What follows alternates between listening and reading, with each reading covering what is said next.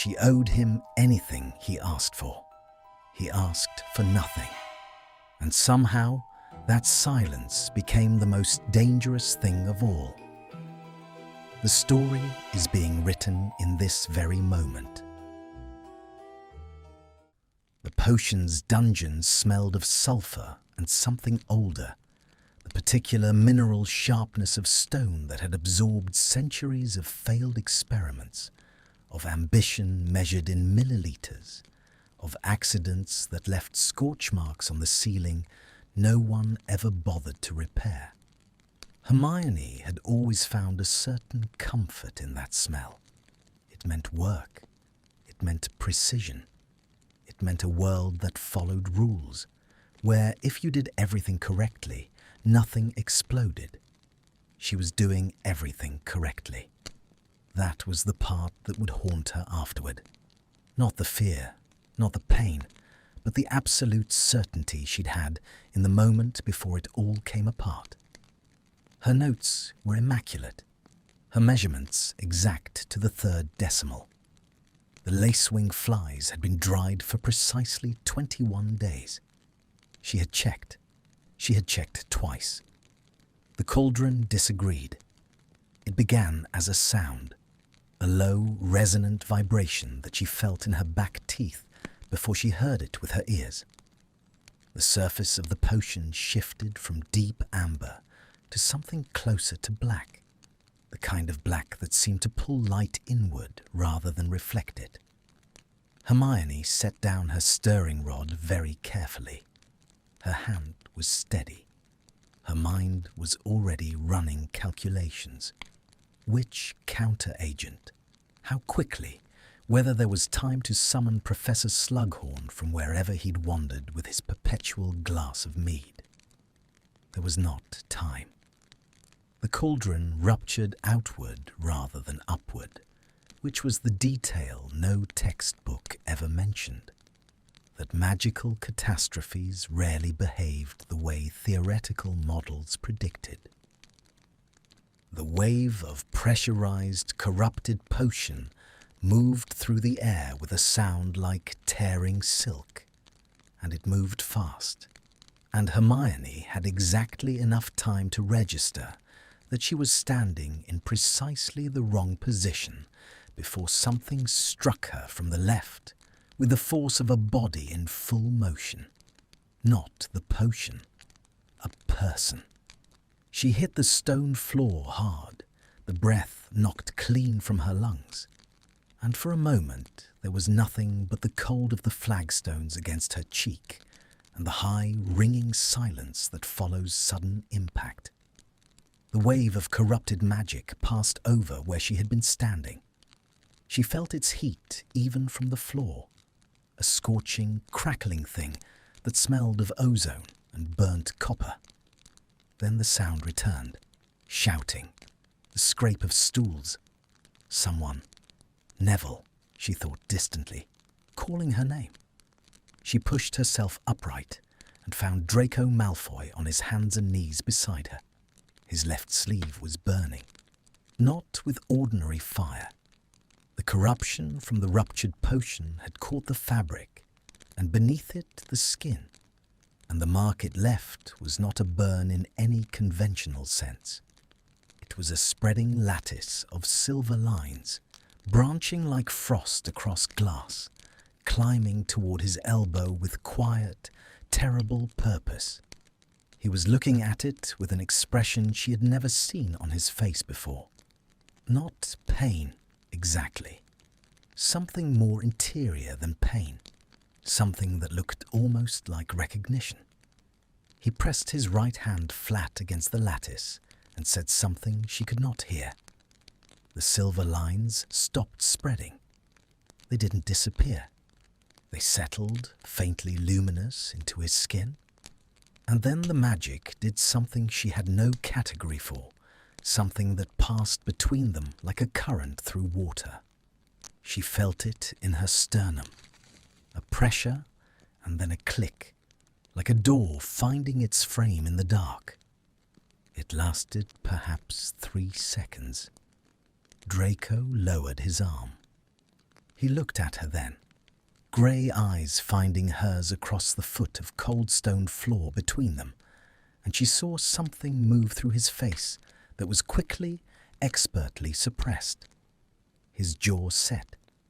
His expression arranged itself back into its customary architecture of indifference. He stood. He adjusted his robe. He looked at the ruined cauldron as though it had personally offended him. "Granger," he said, and his voice was entirely, infuriatingly even. "Your lacewing flies were over-dried." She stared at him. "They weren't," she said. The words came out automatic, reflex before thought. "I dried them for exactly 21 days produces the correct moisture content under standard atmospheric conditions." He glanced toward the dungeon's narrow windows, their ancient glass green-tinted, admitting almost no light. The dungeons run approximately 4% drier than the recommended environment. Over 21 days, the cumulative effect on lacewing composition is sufficient to destabilize a potion at this concentration. A pause. 20 days would have been correct. Hermione opened her mouth, closed it. He was right. She could see the logic of it the moment he articulated it, could feel the particular humiliation of an error that wasn't carelessness, but was something almost worse. An assumption so fundamental she had never thought to examine it. Slughorn had appeared, fluttering and exclaiming, and the dungeon filled with the controlled chaos of aftermath. Other students backing away from the wreckage, someone casting a containment charm over the spreading potion, a prefect ushering first years toward the door. Draco moved through it all without looking at her again. He collected his bag from beneath his stool, somehow undamaged, and walked toward the door with the unhurried gait of someone who intended to behave as though nothing of significance had occurred. Malfoy. He stopped, but didn't turn. She was standing now, though she didn't remember getting to her feet. Her hands were doing something strange. She had pressed them flat against her thighs, fingers wide, as though grounding herself against the stone through the fabric of her robes. "You saved my life," she said. It came out very quietly, almost lost beneath the noise of the room. A beat. He turned just enough that she could see his profile, the sharp line of his jaw, the particular set of his mouth that meant he was choosing words with surgical precision. "The debt is recorded," he said, and then he left. She learned what it meant from a book, because that was how Hermione Granger processed every impossible thing that happened to her. She went to the library, and she read until the impossible became merely improbable, and the improbable became something she could catalogue and understand and keep at a careful distance. Vinculum ex solvi, the debt of release, ancient magic, pre-ministry, older than most of the spells taught at Hogwarts. When one person preserved another from death or grievous harm at cost to themselves, and when wild magic witnessed the exchange, a binding could form spontaneously. Not always, not predictably, but sometimes in the presence of enough ambient magical energy, say a catastrophically ruptured cauldron in a stone dungeon that had absorbed 3 centuries of experimental work. The conditions aligned. The binding was simple in structure and absolute in nature.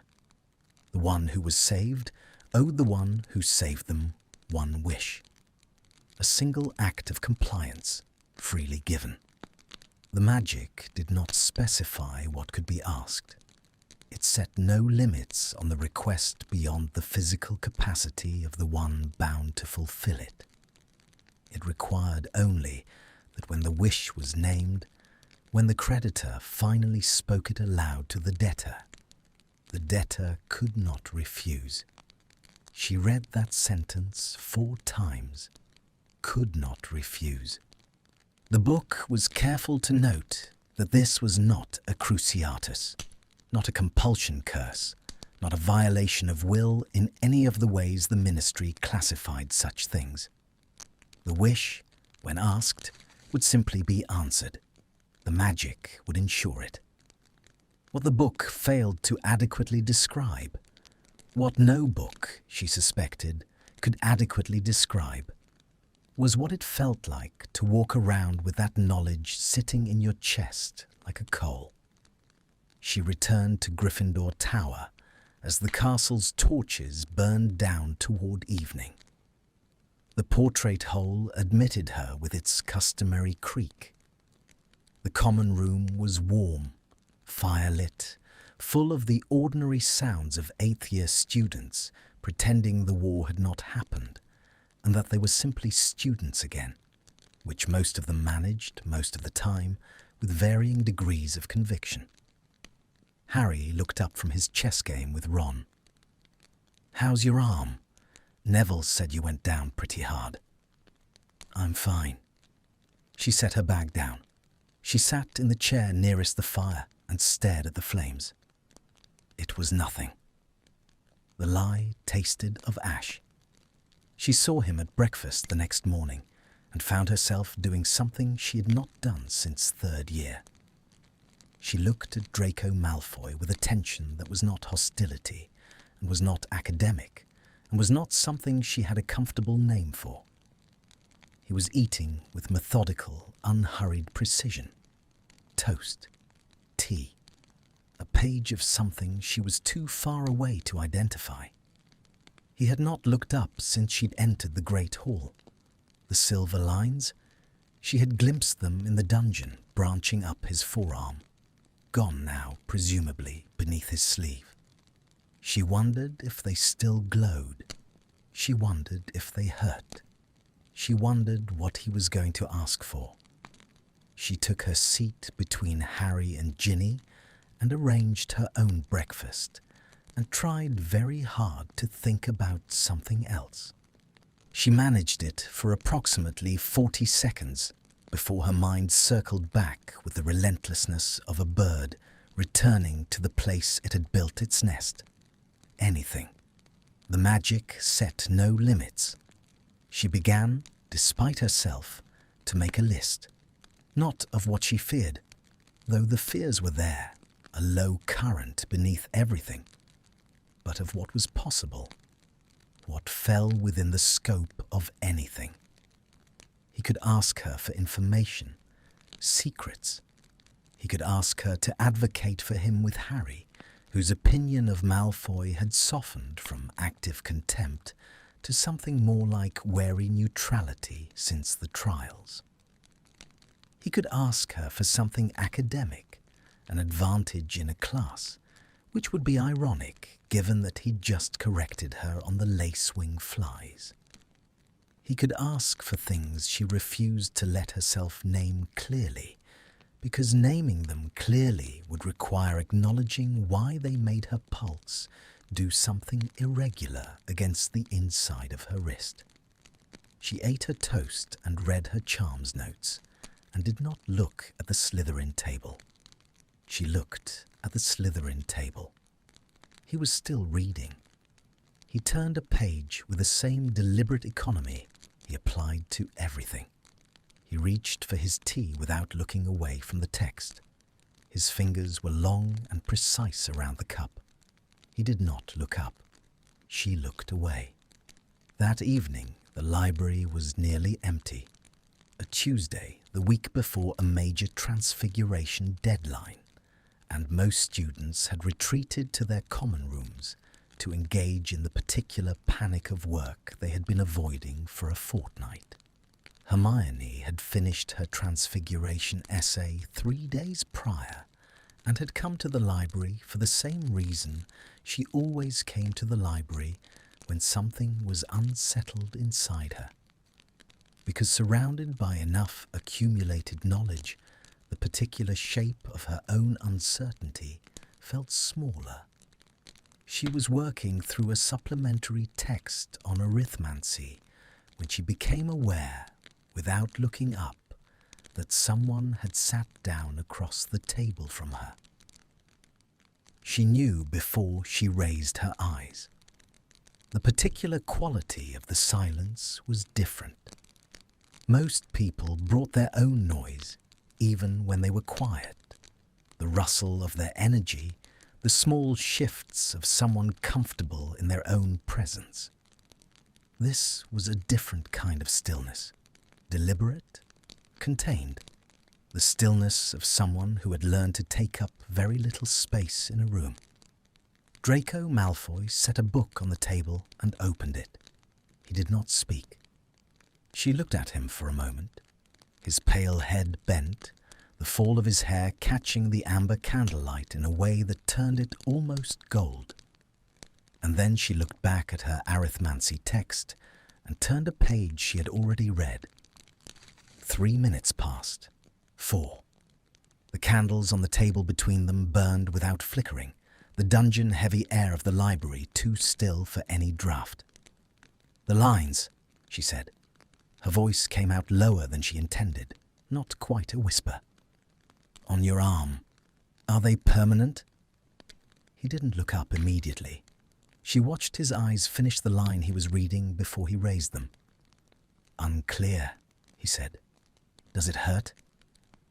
Something moved across his face, there and gone, like a reflection disturbed by a thrown stone. "No," he said. She believed him, and she didn't, in equal measure. She turned another page. "I know what the binding is," she said. "I looked it up." "Of course you did."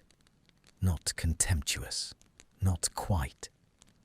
There was something in it that might, under different circumstances, have been almost fond, and that possibility was strange enough that she set it aside entirely.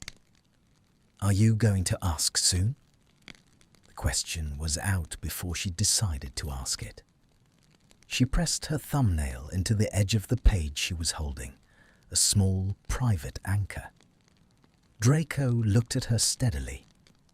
In the candlelight, his eyes were the particular grey of winter sky over water. Not cold exactly, but vast, containing distances. "No," he said. "When, then?" He returned to his book. "When I decide what I want." The words settled over the table between them like something solid. Hermione looked at her arithmancy text. The numbers swam slightly. She blinked them back into order. "When I decide what I want." She stayed in the library for another hour. He stayed longer. When she finally rose and gathered her things, she did not say good night, and neither did he. But she was aware, walking away between the shelves, of the precise moment she passed out of his peripheral vision, aware of it the way you are aware of stepping out of warmth into cold air, that immediate, involuntary recognition of something withdrawn. She did not look back. The corridor outside the library was dark, lit at long intervals by torches that had burned down to their last amber hour. Her footsteps were the only sound. She walked back toward Gryffindor Tower, with his words moving through her like water, finding the architecture of a new space. "When I decide what I want." And tried not to examine too carefully why the prospect of waiting did not feel entirely like dread. The week arranged itself around the waiting, the way water arranges itself around stone. Not stopped by it, but shaped by it, every current altered by the thing it cannot move. Hermione noticed this on Wednesday, when she caught herself pausing outside the potions dungeon before class. Just a half-second hesitation, her hand not quite lifting to push the door. and understood that some part of her was calculating whether he would be there before she was, or whether she would have to walk in first and feel the particular awareness of his arrival at her back. She pushed the door open. He was already there, at the workbench to her left, setting out ingredients with his characteristic economy of motion. He did not look up. She chose her seat. She opened her notebook. She uncapped her ink. She did not look at his left arm. She looked at his left arm. The sleeve was buttoned precisely at the wrist. No looseness, no gap, nothing visible. She turned to a fresh page and began writing the date in her neatest hand, pressing harder than necessary against the parchment. Slughorn arrived in a cloud of self-congratulation, and they began. The lesson was restorative work. Draught of peace, which struck Hermione as either ironic or optimistic, depending on the angle from which you regarded it. She measured and stirred, and watched the potion's surface with the focused attention she gave to everything, and did not think about the space between her sternum and her spine, where the binding had settled like something swallowed. She thought about it constantly. This was the thing she hadn't anticipated. Not the fear, which she'd prepared for, but the texture of the waiting itself. It was not a single feeling. It was a layered thing, different at different hours, different in different lights. In the early morning, before full wakefulness had arrived, it sat simply as fact. There is a debt, and it will be called, and you cannot refuse. That version was almost bearable. Fact could be filed and managed.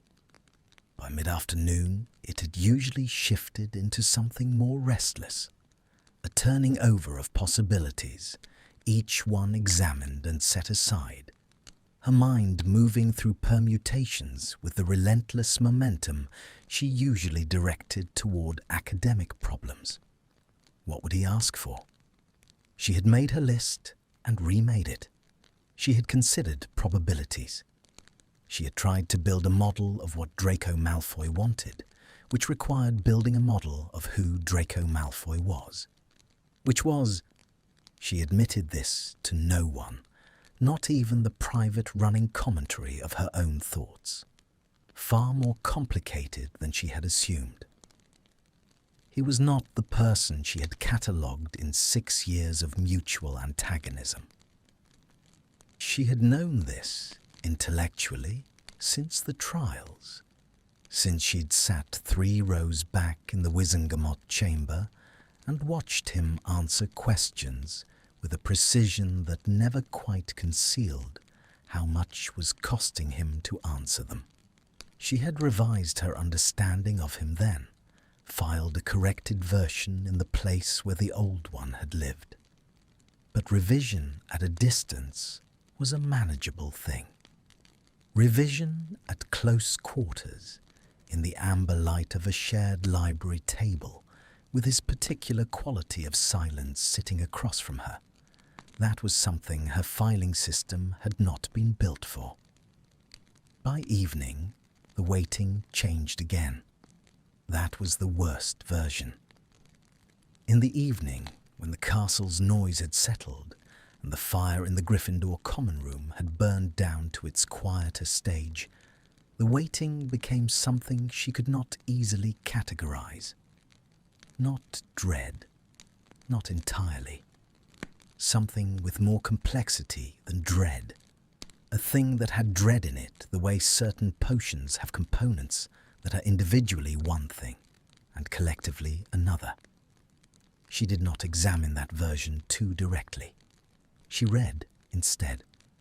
She wrote letters to her parents.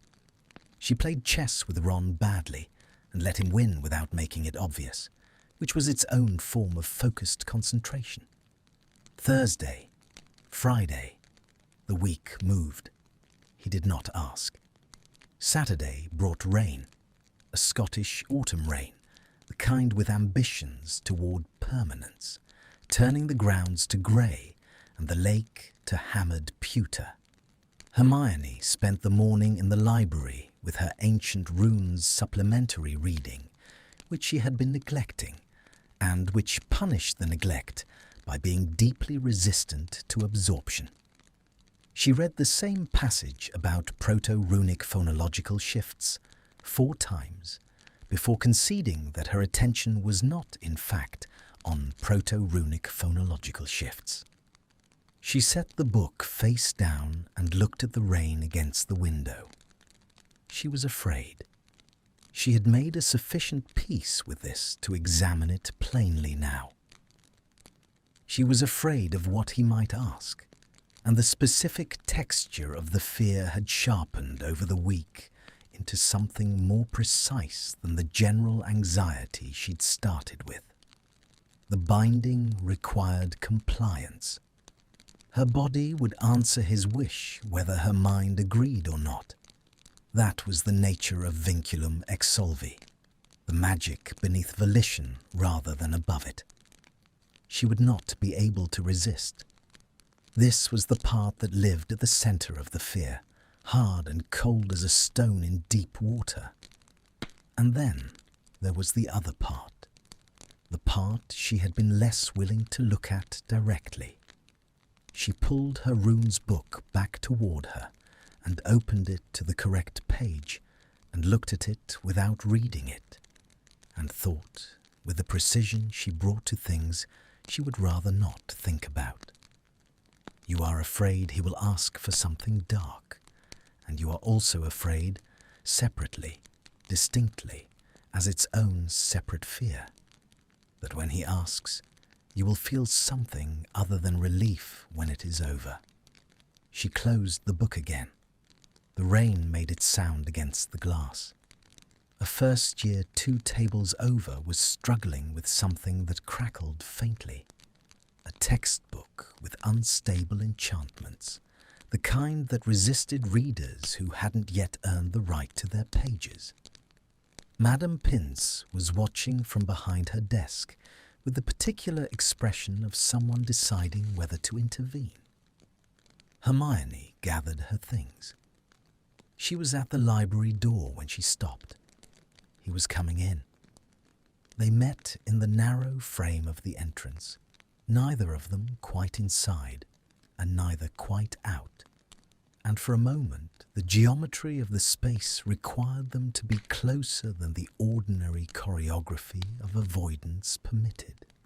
She could see the texture of his robes, good wool, dark grey, worn with the kind of careless precision that suggested he'd stopped thinking about his appearance as performance, and had not yet started thinking about it as anything else.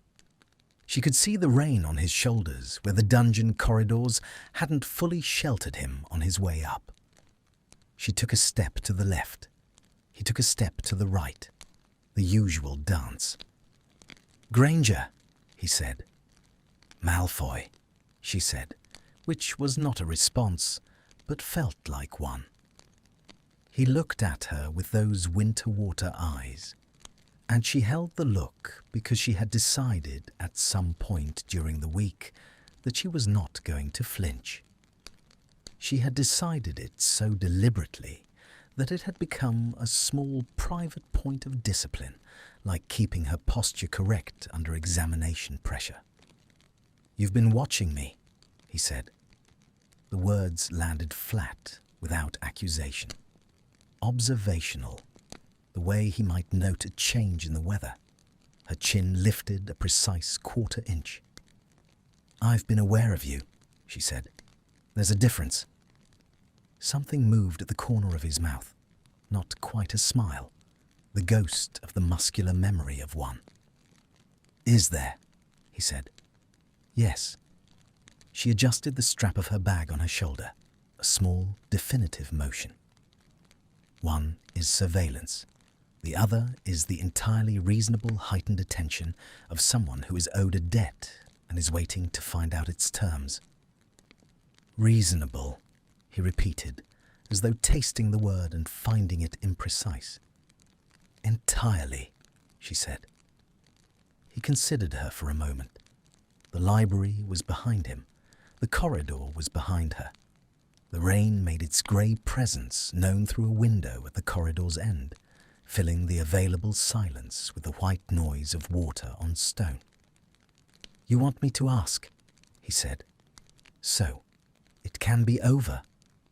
She opened her mouth, closed it, because she had been about to say yes.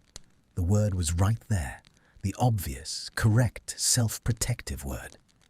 And something stopped it. Some small, mutinous hesitation that she would not give the dignity of examination right now, not here, not standing in a doorway with him 3 feet away and the rain coming down outside like a verdict. "I want to know what I'm waiting for," she said instead. He looked at her for a beat too long. His expression was its usual careful construction, the studied neutrality he wore like armor. But there was something beneath it that she had become, over the course of 1 week of unwilling attention, better at detecting. A quality of effort, as though the neutrality was not his resting state, but a thing he maintained against pressure. "You'll know when I decide," he said. He stepped past her into the library. She stood in the doorway a moment longer, facing the corridor and the rain light and the first year somewhere behind her, whose textbook was crackling with increasing urgency. She walked back toward Gryffindor Tower with her jaw set and her pulse doing its irregular thing, and something turning slowly in her chest that she was quite certain she did not have the vocabulary for yet. Sunday. She sat with Harry and Ron at lunch and answered their questions and laughed at Ron's impression of Professor Binns and drank 2 cups of tea and felt, the entire time, the specific weight of an awareness she couldn't set down. "You're somewhere else," Ginny said quietly beside her, while Harry and Ron argued about Quidditch formation theory with the focused passion of people who had very few serious problems. "I'm right here," Hermione said. Ginny looked at her with the particular perspicacity she'd always had, the look that meant she had already identified the shape of the thing and was giving you the courtesy of letting you name it yourself. "You keep looking at the Slytherin table," Ginny said. "I'm not." "Hermione." Hermione picked up her tea. It was lukewarm. She drank it anyway. "There's a complicated situation," she said. "I'm managing it." "Does the complicated situation have grey eyes?" She set her cup down with more precision than the action required. "Drop it, Ginny." Ginny dropped it with the grace of someone banking the information for later, and Hermione returned to Harry and Ron's Quidditch debate and contributed 2 observations that were tactically sound, if strategically unnecessary. And she did not look at the Slytherin table. She was aware, in the way you are aware of a candle in your peripheral vision, not looking at it, but conscious of the light, of exactly where he was sitting, and of the fact that he had not looked at the Gryffindor table once during the meal, and of the fact that she had no idea what this meant, and of the fact that she was spending significant cognitive energy on what the deliberate absence of a look from Draco Malfoy might signify. She excused herself early. The corridor outside the Great Hall was cool and quiet, the noise of Sunday lunch muffled behind the doors. She walked slowly, for once not going anywhere specific, just moving through the castle the way she sometimes needed to, when her thoughts were louder than any particular destination. The corridors, this deep in the afternoon, were sparsely populated. A few younger students, a prefect doing rounds, the portraits following her passage with varying degrees of interest. She turned toward the east wing without deciding to, took the long staircase up to the landing where a window looked out over the grounds, and stood there for a moment watching the clouds move over the forbidden forest, the trees' dark mass shifting in the wind like breathing. When I decide what I want. The words had been living in her for a week now, and they had changed in that time. The way certain things change when you carry them long enough, taking on new weight, new texture. They had started as a threat, or the shape of a threat. They felt like something else now. She wasn't ready to name what. She heard a footstep in the corridor behind her and turned. He was standing at the top of the staircase, apparently also going nowhere specific, and the look on his face when he saw her was the first unguarded expression she'd seen from him since the dungeon floor. Just a half second of something undefended before the architecture reassembled. They looked at each other across the empty corridor. The wind moved through a gap in the ancient window frame, and the torch nearest them wavered, throwing the light briefly sideways. And in that moment she saw, at the edge of his left cuff, where the button had come loose by a fraction of an inch, the faintest silver luminescence, branching, patient, mapping itself across his skin in lines as fine as a cartographer's first draft of unknown territory. He followed her gaze. He looked down at his wrist. He adjusted the cuff with 2 precise fingers, fastening the button without haste, and when he raised his eyes again, his expression was entirely composed. But his jaw was tight.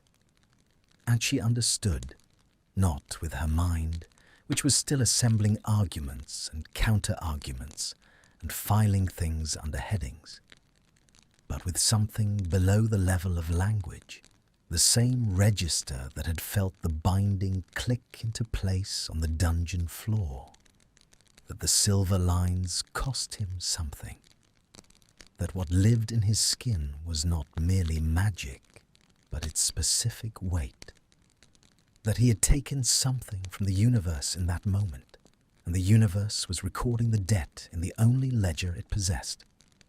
She did not say she was sorry. She knew he would not want that. "Does it glow all the time?" she asked instead. His eyes held hers. "No," he said. "Only when the debt is—" He stopped. He looked away, out the window at the moving clouds. "When it becomes relevant." She considered this. "It glows when you think about asking." He said nothing, which was an answer. The torch steadied. The corridor settled back into its ordinary quiet.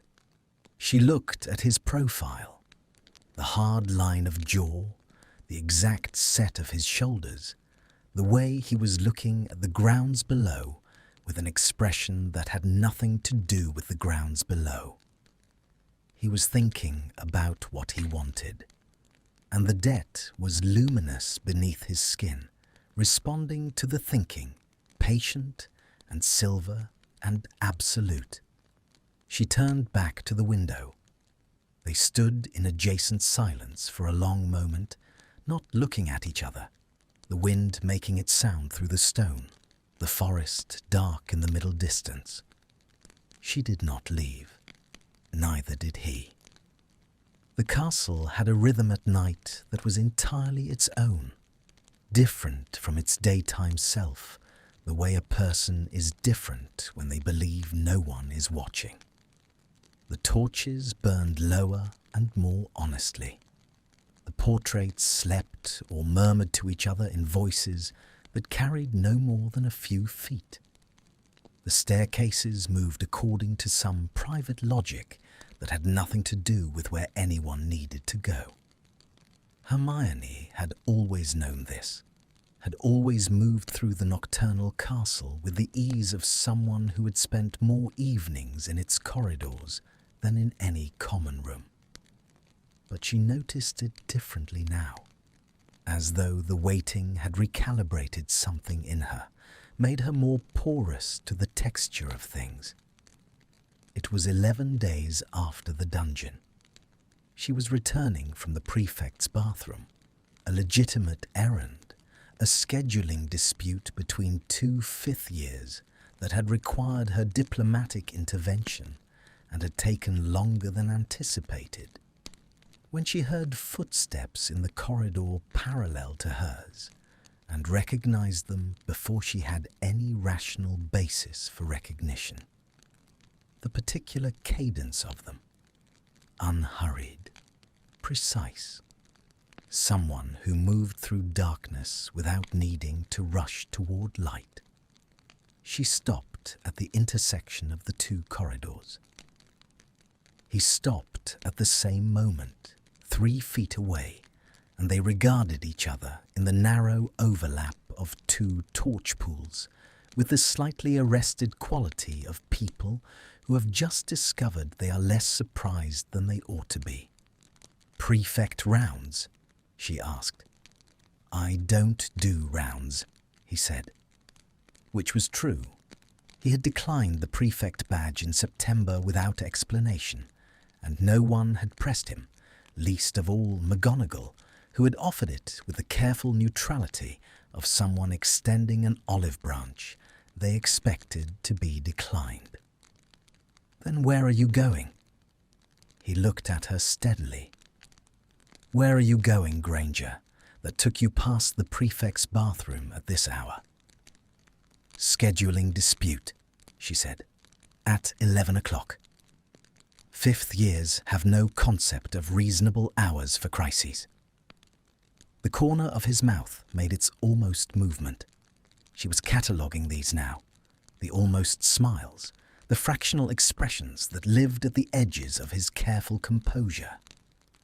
She had not decided what she was doing with the catalogue. "Walk back with me," she said. The words arrived before the decision to say them, and she felt them land between them with a weight slightly disproportionate to their content. It was a simple sentence. People said it to each other all the time in corridors. It meant nothing beyond its literal self. He looked at her for a moment that was perhaps a second longer than a simple sentence warranted. "All right," he said. They walked in the direction of the central staircase, which would take them toward the upper floors. Her toward Gryffindor Tower, him toward the Slytherin dormitories, via the longer route that looped back down, and both of them moving through this illogic without naming it. The corridor was lined with suits of armor that gleamed dully in the low torchlight, their empty eye slots tracking passage with the blind attention of things that had stood in one place long enough to develop opinions. The silence between them was not uncomfortable. This was the thing she kept discovering and kept being surprised by, that the silence with him had a quality she had no adequate word for. Not companionable, exactly, which implied an ease she was not ready to claim. Something more precise, a silence that had content, that communicated without requiring translation. "How is the draft of peace coming?" she asked, because the silence had developed enough content that she felt the need to introduce something safer. "Finished," he said. "Thursday." "Thursday." She glanced at him. "We only received the assignment Monday." "I know when we received it." "I finished mine Friday," she said, and recognized even as she said it that she was doing something she had not done since they were 12 years old, measuring herself against him, comparing. The additional stabilizing agent Slughorn mentioned as optional. Did you include it? Yes. Which concentration? He named a ratio. She turned it over in her mind and found it elegant. Higher than she'd gone, but not reckless. Calibrated with exactly the confidence of someone who had correctly identified the atmospheric dryness issue she'd missed with the lacewing flies. That's better than mine, she said. He said nothing, which she was beginning to understand was his version of, I know. She almost laughed. The impulse moved through her chest with a warmth that was entirely unwelcome and entirely genuine, and she swallowed it and kept walking. The staircase was ahead, its broad stone sweep catching the moonlight from the high window on the landing. They began to climb, and the change in elevation brought them momentarily closer on the narrower portion of the steps. The available width reduced by a suit of armor that had been occupying the same corner since approximately 1350 and had no intention of relocating. Her shoulder was perhaps 2 inches from his arm. She was aware of this with a specificity that she found embarrassing in retrospect, though in the moment it was simply information, simply the precise mapping of proximity that her body performed without consulting her preferences. The wool of his robe and the sleeve of her robes, that was the full sum of what existed in the 2-inch space between them, and yet the 2 inches had the atmospheric density of a held breath. They reached the landing, and the staircase widened again. She moved back to a more reasonable distance and was annoyed to notice that it required a conscious decision to do so. The binding, she said. The word arrived abruptly, without preamble, because she had been constructing a careful lead-in for several minutes and had evidently abandoned it. I've been reading more about it. He watched the middle distance. Thorough of you. There are recorded cases, she said. Historical ones. The Wizengamot documented several in the 14th century. She had spent 3 evenings with restricted section texts, each of which required a different argument with Madame Pince. In most cases, the creditor asked within the first month. I'm aware it's unusual to wait, he said. The texts suggest that prolonged delay can intensify certain aspects of the binding. She chose the word carefully. The connected awareness between the 2 parties. He was quiet for a moment. They walked past a tapestry of a medieval wizard hunt, the depicted figures perpetually frozen in pursuit, their quarry perpetually escaping into a woven forest, and neither of them looked at it. What sort of awareness? He said. Not a question exactly, more the shape of one.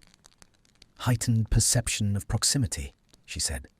Sensitivity to the other person's state. She paused, pressed on because precision demanded it. Emotional state in some cases. Another silence. This one had a different quality, denser, more specific. Is that what's been happening? He asked. She looked at him. He was looking forward, his profile composed, the torchlight making its amber study of the planes of his face. I don't know, she said, which was the most honest answer she had, and more honest than she'd intended to be. He nodded very slightly, as though this confirmed something he'd already suspected and had been waiting to have reflected back to him. They reached the fork in the corridor, left toward Gryffindor Tower, straight ahead, and then down toward the Slytherin route. They stopped, by mutual and unspoken agreement, at the junction. The torches here burned a little brighter, two of them converging their light on this precise point with an indifferent generosity. "Malfoy," she said. He looked at her. She had a question. She had been carrying it for 11 days, and it had grown specific and sharp, and she was going to ask it, because not asking it had become its own form of weight. "Are you waiting because you haven't decided what to ask?" She held his gaze. "Or are you waiting because you have decided and you're—" She stopped, chose the word with the care of someone selecting the correct instrument. "Hesitating." The quality of his stillness changed, almost imperceptibly, the kind of change that required 11 days of unwilling attention to detect. "Go to bed, Granger," he said. Which was, she understood with a clarity that settled through her like cold water, not an answer. But it was not a denial either, and Draco Malfoy was too precise a person to leave things out by accident. She turned left. She did not look back, but she listened, heard his footsteps continue down the corridor, unhurried, precise, carrying their particular certainty through the dark. And she stood very still at the entrance to the portrait corridor until the sound of them had faded completely. The days developed a new architecture after that. They did not make plans. There was no arrangement, no agreement, nothing that could be pointed to as evidence of anything. And yet, the shape of their separate orbits through the castle adjusted, with the gradual inevitability of astronomical bodies responding to gravity, until there were points of regular intersection that neither of them had designed, and neither of them altered. The library, Tuesday and Thursday evenings. The same table, not always by intent. She arrived first on Tuesdays, he arrived first on Thursdays, and the other would come in and find the table occupied and sit down without comment, and the silence would begin its particular work between them. The east corridor on Sunday afternoons, where the window looked over the grounds. This one they had fallen into after the second Sunday found them both there by apparent coincidence. By the third Sunday it was something else, though neither named it.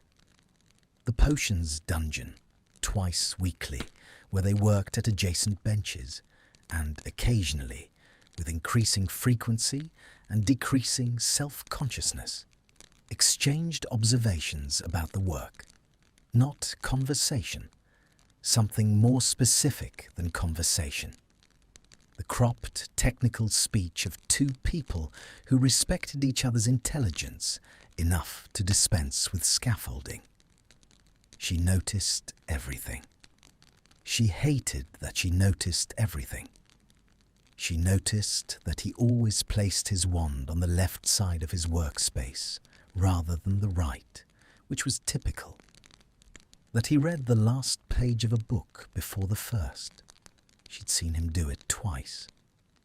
That when he was thinking hard about something, he went very still rather than fidgeting, the opposite of her own habit of motion, and that the stillness had a quality entirely unlike his social composure, less defended, more interior, as though in genuine thought he forgot to maintain the architecture. She noticed that on the days when his left sleeve sat differently, a fractional tension in the fabric, a slight inflexibility at the wrist. He was quieter than usual. She had connected this to the silver lines without confirming it, but her theory had the internal coherence of something constructed from reliable evidence. She noticed, and would have preferred not to, that she looked forward to Tuesdays. It was Ron who named it, with the spectacular directness he reserved for things other people were dancing around. They were in the common room, a Wednesday evening, and she had just declined his invitation to join the group heading down to the kitchens for a late snack, citing work she'd already finished, and he had looked at her with the brown-eyed steadiness that people perpetually underestimated. "Is it Malfoy?" he said. She kept her expression entirely neutral, which was itself an answer. "Hermione." He said it without heat, without accusation. This was the thing about Ron that she had always known, but that time had made clearer, that beneath the bluster was a person of genuine instinct who saw things he didn't always know what to do with, but saw them nonetheless. "I'm not going to lecture you. There's nothing to lecture me about." He was quiet for a moment, turning his chocolate frog card over in his hands. Merlin, the same card he'd been getting since first year with the devotion of someone being tested. "He's different," Ron said. "I know that, since I know." He set the card down. "Is he treating you all right?" The question landed differently than she'd expected. She felt something move in her chest, something that had to do with the particular care of someone who loved you, asking not whether a thing was wise, but whether you were safe. "Yes," she said. And it was true. Whatever else she could say about the past 2 weeks, it was true. He had not been cruel. He had not been cutting. He had been careful, in the way that careful people are when they are carrying something they are afraid of dropping. Ron nodded. He picked up his card again. "Okay," he said. "That's all? What else would I say?" He shrugged. "You've always made your own decisions, Hermione. You've always been right more than me. I'm not going to start arguing with your record now." He paused. "Just tell me if that changes, the treating you all right part." She looked at him, really looked, with the fullness of attention that she rationed carefully because she felt things deeply and could not always afford to. He was watching his card with apparent casualness, and she could see the effort of that casualness, and loved him for it. "I will," she said. She went upstairs. She lay in bed with the hangings half drawn, the dormitory dark and breathing around her, her roommate's sleep a soft backdrop of normality. She stared at the canopy above her bed and thought about tomorrow, Thursday, and the library. She thought about the table and the candles and the quality of that particular silence and the way he turned pages with one hand while the other rested flat on the table, still and deliberate as everything else about him. She thought about the silver lines and what it meant that they glowed when he thought about asking. She thought, with the precision of someone finally allowing themselves to look directly at a thing they have been examining in peripheral vision, about the specific quality of what she felt on Tuesday evenings when she came through the library door and found him already there. It was not dread. It bore no resemblance to dread. It was the particular quality of a room that has been cold and then is not. She pressed her palm flat against her sternum, over the place where the binding had settled, and felt nothing unusual. No pulse of magic, no silver warmth. Just the ordinary, complicated rhythm of her own heart, doing what it had always done, in territory she was only now beginning to understand was no longer entirely familiar. Thursday, she thought, and her heart did its irregular thing, and the dormitory breathed around her, and outside the castle windows the Scottish night moved over the grounds in its ancient, indifferent way, carrying the smell of coming rain, The rain came on Friday and stayed through the weekend like an uninvited guest that had made itself comfortable and stopped apologizing for its presence. It changed the castle's interior quality, made it more itself somehow, the stone darker and more ancient, the torchlight warmer by contrast, the corridors holding their heat against the grey insistence at every window. Hermione spent Saturday morning in the library and Sunday morning in the library and told herself both times that this was about the arithmancy paper, which was partially true in the way that partially true things are more insidious than outright lies. He was there Saturday, not Sunday. She noticed the absence with a precision that irritated her thoroughly, and which she addressed by reading 40 pages of supplementary material with the focused aggression of someone punishing themselves through productivity. By Monday, she had made a decision. She had been examining it since Thursday evening, turning it over, testing its edges, applying the same methodical pressure she gave to academic arguments before committing them to parchment. The decision had started as impulse and had survived the examination, which meant it was either sound or the examination had been compromised, and she preferred not to consider the second possibility too directly. She was going to confront him, not with hostility, not with the old grammar of their antagonism, which belonged to people they had both, in different ways at different costs, stopped being.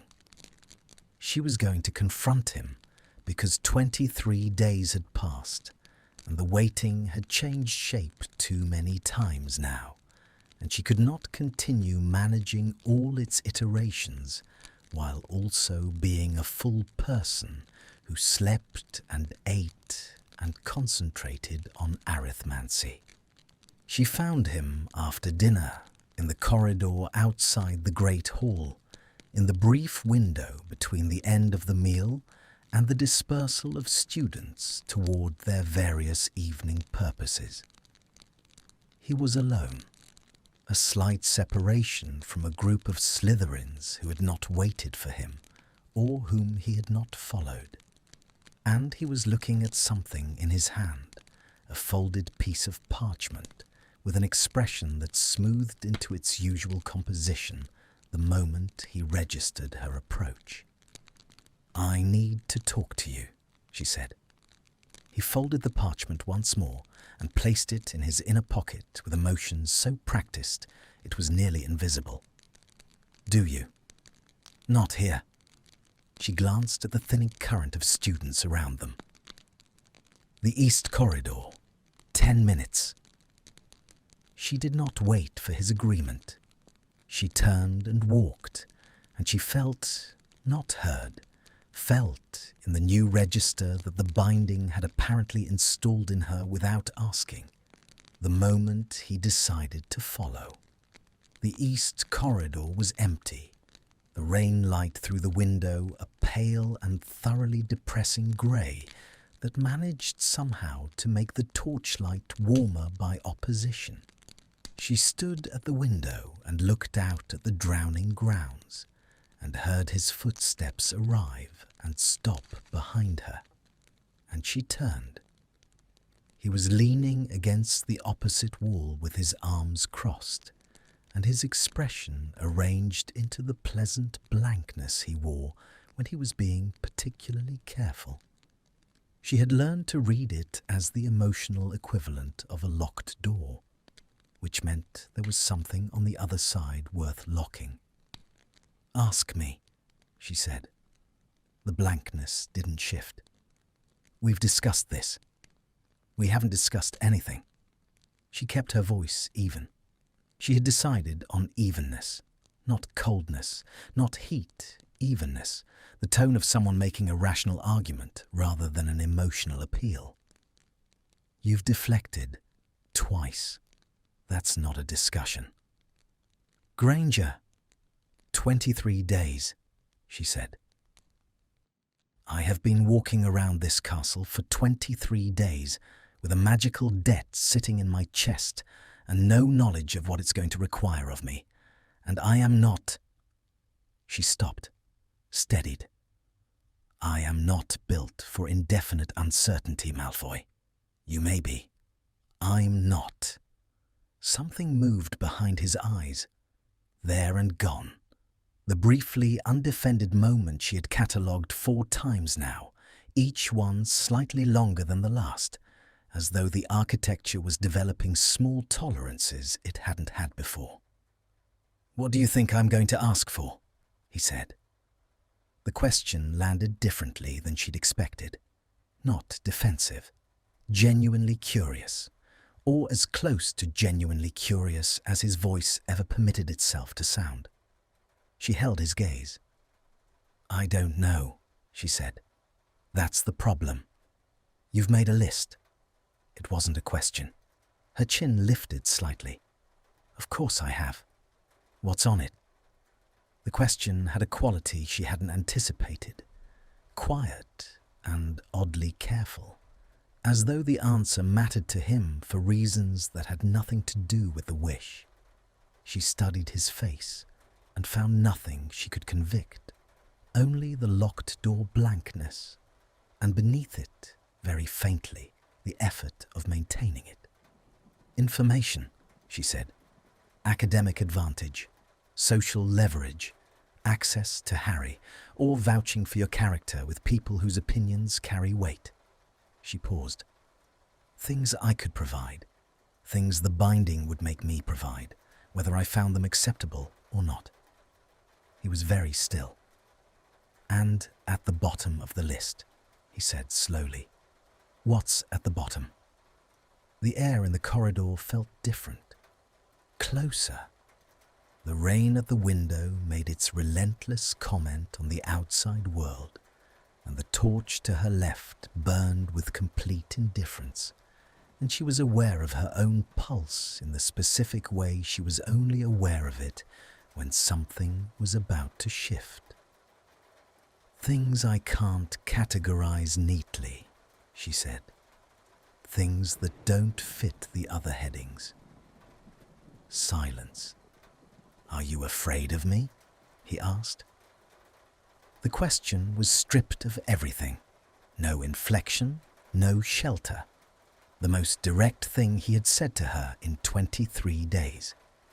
She answered it with the same directness, because anything less would have been a waste of both of them. Not of you, she said. Of the situation, of having no agency in it, of... She stopped again. This stop was different from the first one, less tactical, more involuntary. Of the fact that I don't know what I would feel when it's over. Relieved, I assumed. But I've stopped being certain. The locked door didn't open, but something shifted in the architecture around it, a subtle redistribution of weight, as though what she'd said had changed the pressure on the other side. He uncrossed his arms. It was a small movement, almost nothing, but she had learned his stillness well enough now that she understood it as significant, the release of a deliberately held position. I'm not going to ask for anything that compromises you, he said. You can't promise that. You don't know what the binding... I know what I'm going to ask, he said. Quiet, certain, and it won't compromise you. She stared at him. Then why won't you just... Because I'm not ready. The words came out with a precision that had something raw at its edge, something she had not heard from him before. Not because I don't know what I want, because I'm... He stopped. His jaw tightened, a visible tension along the hinge of it. I need you to accept that there's a difference between not knowing and not being ready. The corridor held its breath. She looked at him, at the careful face and the tight jaw and the hands that had returned to his sides and were now very still in the way that meant he was applying deliberate control to them, and felt something move through her that was not anger, and was not pity, and was not any of the feelings she'd prepared for this conversation. It was recognition. She knew what it was to know what you wanted and be unable to move toward it. She knew the specific quality of that particular paralysis, the way it had nothing to do with courage exactly, and everything to do with the precise calculation of what it would cost if you were wrong. "All right," she said. He looked at her. Something in his face asked a question he didn't voice. "I'll stop pushing," she said. "I'll wait." She held his gaze steadily. "But Malfoy, don't make me wait until I've forgotten what I'm waiting for." It was not intended as anything other than what it was, a practical boundary, a statement of finite patience. She meant it plainly, and she said it plainly, and she watched it arrive in his expression with the attentiveness she'd been cultivating for 23 days. She saw it land. She saw something move across his face that he could not fully suppress. Not the almost smile, not the almost movement, but something more interior than those, something that lived below the level of controlled expression and surfaced only when the control had been briefly exceeded. It lasted perhaps a second and a half. She didn't look away. He looked away first, out the window at the rain. His throat moved as he swallowed. "You won't forget," he said. It came out very quietly, angled toward the glass. "No," she said. "I won't." Another silence, and this one had a different weight than any of the previous ones. Heavier and warmer and structured differently, like something that had been remade while she wasn't watching. She felt it in her sternum, in the place where the binding lived. Not the magical pressure of the debt specifically, something adjacent to it, something that was entirely her own. She should leave. The rational inventory of the conversation told her it was complete. She had said her piece, he had said his. They had reached a provisional agreement and a silence that had become something neither hostile nor academic, and the longer she stood in it, the less sure she was of her own footing. She stayed another 30 seconds. She wasn't sure why. Maybe because leaving felt like an assertion, and she wasn't certain what she was asserting. Maybe because the silence had a quality she was reluctant to break with the sound of footsteps. Maybe because he had said, "You won't forget," in a voice that was quieter than his voice usually went, and aimed at the rain rather than at her. And she wanted to stand in the room with that sentence for just a little longer before she went back to the world that didn't have it in it. She left. The corridor took her footsteps and gave them back to her slightly altered by the stone, and behind her the east window held its grey vigil over the drowned grounds. And she walked back toward Gryffindor Tower with her hands loose at her sides and her pulse doing its complicated work and the specific sensation in her chest of something irrevocably shifted. She did not sleep well that night, not from distress, or not primarily. It was more the feeling of a room rearranged in the dark, where everything is where it belongs, but the belonging is in new places and requires remapping. She lay in her bed and stared at the canopy and went over the conversation with the thoroughness she gave to things she was trying to understand, and found that it resisted the kind of understanding that could be filed and labelled. He knew what he was going to ask. He had known, she suspected, for some time. The waiting was not indecision. It was, what had he said, not being ready.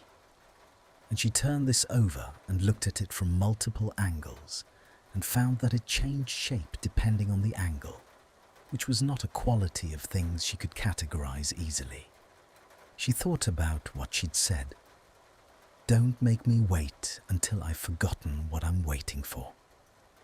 She had meant it as a boundary, a reasonable, self-protective boundary. It had come out sounding like something else, and she had watched it land as something else. And she lay in the dark and did not examine this too directly because some things required daylight. She thought about the silver lines beneath his sleeve, glowing when he thought about asking. She thought about the corridor, the rain, the moment his arms had uncrossed. She thought about his voice saying, "You won't forget," toward the window, the way a person speaks when they are not performing a sentence, but surviving it. She pressed her palm against her sternum again. The binding was quiet, no pulse of magic, no particular warmth, just its settled presence, patient and silver and absolute. She thought about Ron's question. Is he treating you all right? Yes, she had said. Lying in the dark now, she turned the yes over and found it was more complex than she had presented it. He was treating her. Not all right exactly, which implied a maintenance of the ordinary. He was treating her with a precision and a care that she had not expected and had not lowered her guard against quickly enough. And the result was that the guard was considerably lower than it had been 23 days ago, and she was not certain when exactly this had happened. The dormitory breathed around her. Outside, the rain had finally stopped, and the silence it left was the clean and particular silence of a world that has been thoroughly washed. She turned on her side. She closed her eyes. Not because I don't know what I want, because I'm not ready. She slept, eventually. Her dreams were not about the binding or the debt or the silver lines. They were about grey eyes in torchlight and a window full of rain, and a voice aimed carefully away from her saying something true. There was a particular quality to the light in the library on Thursday evenings that Hermione had never noticed before September. The way the candles on the central tables burned slightly warmer than those on the perimeter, throwing a circle of amber that made everything within it feel removed from the rest of the castle, suspended in its own separate atmosphere. She had spent hundreds of evenings in this room. She was only now learning to see it. She arrived first. She always arrived first on Thursdays. She told herself this was because she finished dinner quickly and the library was on her direct route back toward Gryffindor Tower if she took the long way, which she did not ordinarily take, but had begun taking on Thursdays without making a formal decision about it. She set her bag down. She arranged her books. She uncapped her ink with the precise quarter turn that she'd been using since second year, when she discovered that a full half turn risked loosening the cap entirely.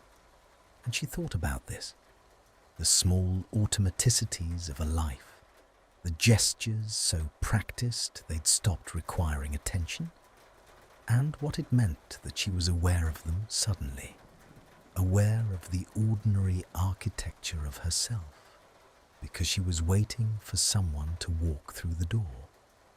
He arrived 12 minutes later. She knew it was 12 minutes because she had not been watching the clock and was therefore extremely aware of exactly how much time had passed. He came through the door with his bag over one shoulder and his hair slightly less composed than usual, a single strand displaced from its arrangement, probably by the wind in the corridor outside. the kind of detail that would have been invisible to her 2 months ago and was now immediately and involuntarily apparent. He sat down across from her. He opened his bag. She looked at her arithmancy text. "You have ink on your wrist," he said, without looking up. She looked at her wrist. She did. A small crescent of blue-black where the quill had turned in her fingers.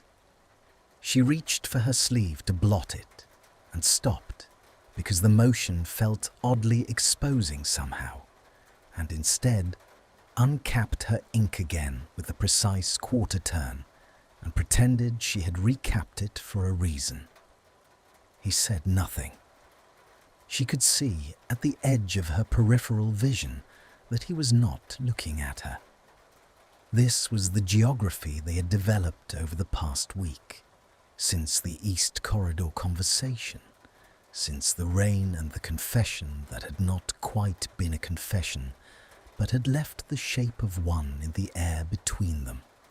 They sat across from each other at the same table and worked in the same silence and exchanged the occasional technical observation and did not discuss anything that had happened in the East Corridor.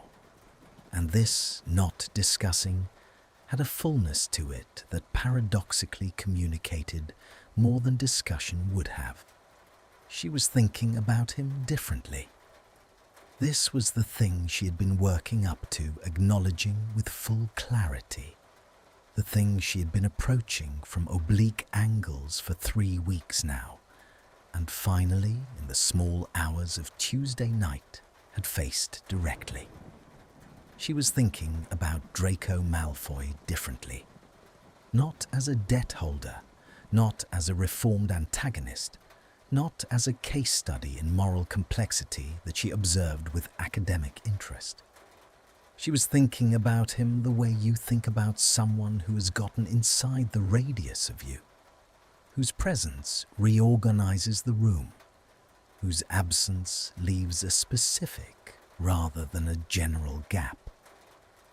She was thinking about him the way she had once thought about Victor in 6th year about Ron. That particular quality of attention that colonizes peripheral thought, that makes the ordinary texture of a day different depending on whether a specific person is in it. She sat across from him in the amber light and worked through her arithmancy and was aware of him with every piece of her attention that wasn't actively required for arithmancy, which was more pieces than she found comfortable, and she was no longer afraid of what he was going to ask. This was the realization that had arrived on Tuesday night with the force of something that had been building for a long time and had finally exceeded the walls she'd built to contain it. She had taken the fear out and examined it in the dark with the honesty that the dark sometimes makes possible, and found that it had changed beyond recognition. It was no longer the fear of what the binding would make her do. It was no longer even the secondary fear that she'd feel something other than relief when it was over. It was simpler than either of those, and more alarming. She was afraid that whatever he asked would be the end of this, that the debt, called and answered, would dissolve the strange gravitational arrangement they had fallen into. These Thursday evenings, these Sunday afternoons, this quality of silence that had become the most honest communication she had with anyone at Hogwarts this year. She was afraid that the wish would close the parenthesis, and they would be returned to whatever they were before, with no architecture remaining for anything else. She pressed her thumbnail into the spine of her textbook. She was not ready for the debt to be called. This was the thought she had been most steadfastly refusing to examine, and it sat now in the middle of her consciousness, with the immovable quality of a thing that has finally been given room. She was not ready, not because she feared his request, because she feared the silence on the other side of it, the silence that would have no particular warmth, that would mean nothing, that would not contain him. She turned a page she had not read. Granger. She looked up. He was watching her, had apparently been watching her for some portion of time she'd missed, with an expression that was the most undefended she had seen from him in full light. Not the glimpsed, unguarded moments she'd been cataloguing. Something more sustained, something that had decided, apparently, to be visible. "You've been on the same page for 11 minutes, he said. She looked at the page. She looked back at him. She said nothing, which was itself a kind of answer, and she watched him receive it as such. The candles on the table burned without drama. Somewhere in the shelves behind her, Madame Pince was moving between stacks with the particular soft authority of someone in complete command of their domain. A fourth year at a table near the window was struggling with a charm that kept making his parchment vibrate. "I keep thinking," she said carefully, "about what happens after." He was still watching her. His hands were flat on the table. That deliberate stillness she had catalogued, the interior thought stillness rather than the social composure stillness. And she understood that he was not performing calm, but genuinely inside a thinking that required all of his surface resources. "After the wish," she clarified, though she suspected he hadn't needed the clarification. "What about it?" he said. She looked at him steadily. "I'm not sure I want things to go back to what they were before." The sentence was constructed precisely, neither more nor less than she meant. She watched it cross the table and arrive in his expression and saw what it did there. A stillness within the stillness, a depth opening behind the grey. He said nothing for a long moment. The fourth year's parchment vibrated. Madame Pince's footsteps paused somewhere in the charm section. "What were things before?" he said finally. "Between us." She considered this. "Defined," she said. "We knew the exact shape of what we were to each other. There was a grammar for it. Even when it was hostile, it had rules. And now there isn't a grammar," she said. "And I find, which surprises me considerably, that I prefer it." He looked at her for a long time. She held the look with the steadiness she had been practicing since the beginning, the decision not to flinch, the discipline of meeting his gaze level and undeflected. And she felt, in the place where the binding lived, something that was not magical pressure, but was its own kind of force. A pull that had nothing to do with debts. He reached out and picked up his quill. He looked down at his parchment. "The binding," he said to the parchment, in the voice he used when he was working something through rather than presenting a conclusion, "intensifies connected awareness the longer it remains uncalled. You told me that. The texts said it, yes. So, what you're feeling," he said, still to the parchment. "The heightened attention, the awareness of proximity." A pause. "It's possible that's the binding, artificially amplified." She watched the side of his face, the careful jaw, the strand of hair still slightly displaced. "It's possible," she said. "Doesn't that concern you?" She thought about it honestly, the way she had been thinking about things more honestly in general lately, the honesty that proximity to his own careful truthfulness seemed to draw out of her. "It did," she said. "In the first week, I couldn't separate the magical awareness from the other kind. I was worried everything I noticed was the binding amplifying it beyond its real proportion." He was very still. "And now?" he said. "Now I think the binding showed me something that was already there," she said. "In smaller print, something I hadn't been reading carefully."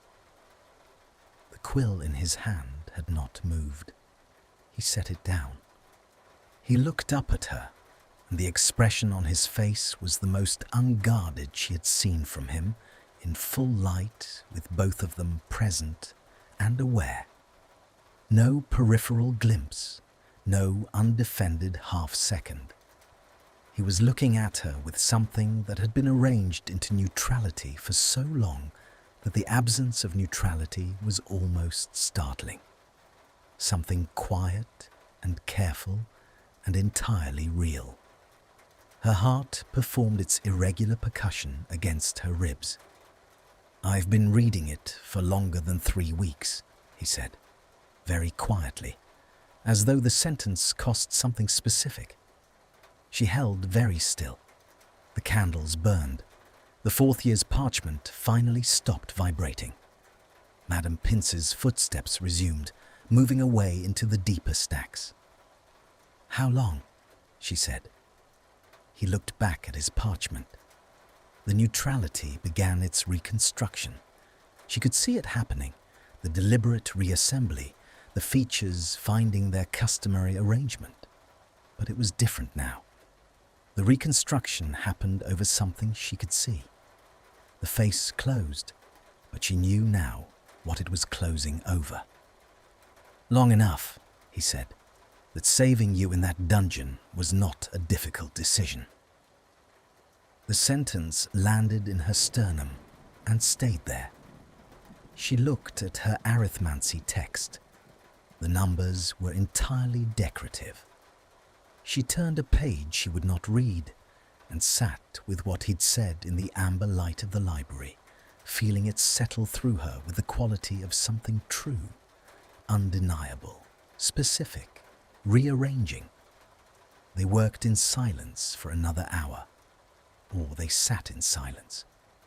The work was largely theoretical on her part, a performance of productivity that she suspected he saw through entirely and did not mention, which was its own form of consideration. When she finally gathered her things to leave, she did it slowly, with the extended attention to the process of buckling her bag and capping her ink. That meant she was not in a hurry, that she was giving the moment its full duration. He was still seated, still reading. Actually reading, she thought, the real thing rather than the performance of it. She stood with her bag over her shoulder and looked at him across the table. "Malfoy," she said. He looked up. "Take your time," she said, with the wish. She held his gaze steadily and let him see that she meant it plainly, with nothing tactical in it. "I'm not going anywhere." Something moved across his face, crossed it briefly like light through water, there and gone, and leaving the surface changed. He looked at her for a moment that she felt in her pulse and her sternum, and the tips of her fingers pressed against the strap of her bag. "Good night, Granger," he said. "Good night," she said. She walked between the shelves toward the library door, and she did not look back, and she did not need to, because she carried the expression she had just seen on his face, with the particular care you give to things that are fragile, not because they are weak, but because they are rare. Outside, the corridor was cool and torchlit and entirely ordinary. She walked through it, feeling entirely otherwise. November arrived without ceremony. The the way significant things often do. Not announced, but simply present one morning, in the particular grey of the light through the dormitory windows, and the temperature of the stone beneath bare feet, and the smell of wood smoke that had crept into the castle's breath overnight. Hermione noticed it when she woke, before full consciousness had assembled itself in that brief, unguarded moment between sleep and waking, when the mind registers the world without yet applying its editorial preferences. Her first coherent thought was about the Transfiguration essay due Friday. Her second was about Thursday. She lay still for a moment, aware of both thoughts and their respective weights, and then she got up and dressed with the neat efficiency she'd maintained since first year, and went down to breakfast and sat in her usual place and ate her usual toast and conducted her usual morning. And the whole time there was something running beneath it, quiet, warm, persistent, like a fire in a room you're not in, but whose heat reaches you regardless. She had told him to take his time. She had meant it, and she continued to mean it. And the meaning of it had shifted subtly over the 11 days since the library, had deepened from patient acceptance into something more actively chosen. She was not enduring the waiting now. She was inhabiting it. There was a difference that she hadn't expected and couldn't have predicted. A difference that had to do with what she'd understood in the amber library light when he'd told her that saving her had not been a difficult decision. He had been watching her, before the dungeon, before the binding, before all of it. She had turned this information over every day since, examining it from new angles the way you return to a remarkable view. Not because it changes, but because you do, and each return finds you a slightly different person standing in the same place. He had been watching her, and she had not known, and she had been. She admitted this to herself with the private honesty she reserved for early mornings and the back of her own mind. Watching him too, in whatever way people watch things they haven't yet admitted they're looking at. The antagonism had been real. So had something else, running beneath it like a current beneath ice, invisible from above, but present nonetheless, moving in its own direction regardless of the surface. She wondered now what would have happened without the dungeon, whether they would have gone on indefinitely. Two people in adjacent orbits, carrying the gravity of each other and calling it something else. She spread marmalade on her second piece of toast and looked at the Slytherin table and found him already looking at her.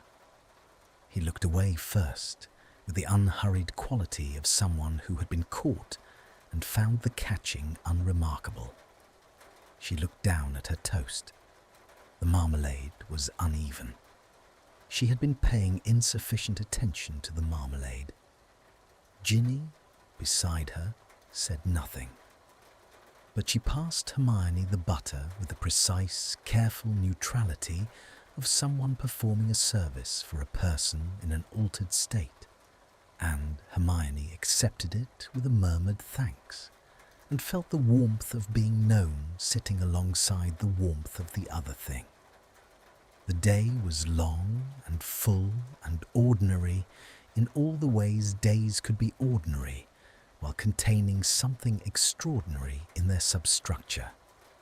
She attended charms and took notes that were thorough, and transfiguration, and took notes that were thorough, and ancient runes, and took notes that were thorough, and did all of these things with the reliable part of herself that was simply a person who worked, regardless of what the other parts were doing.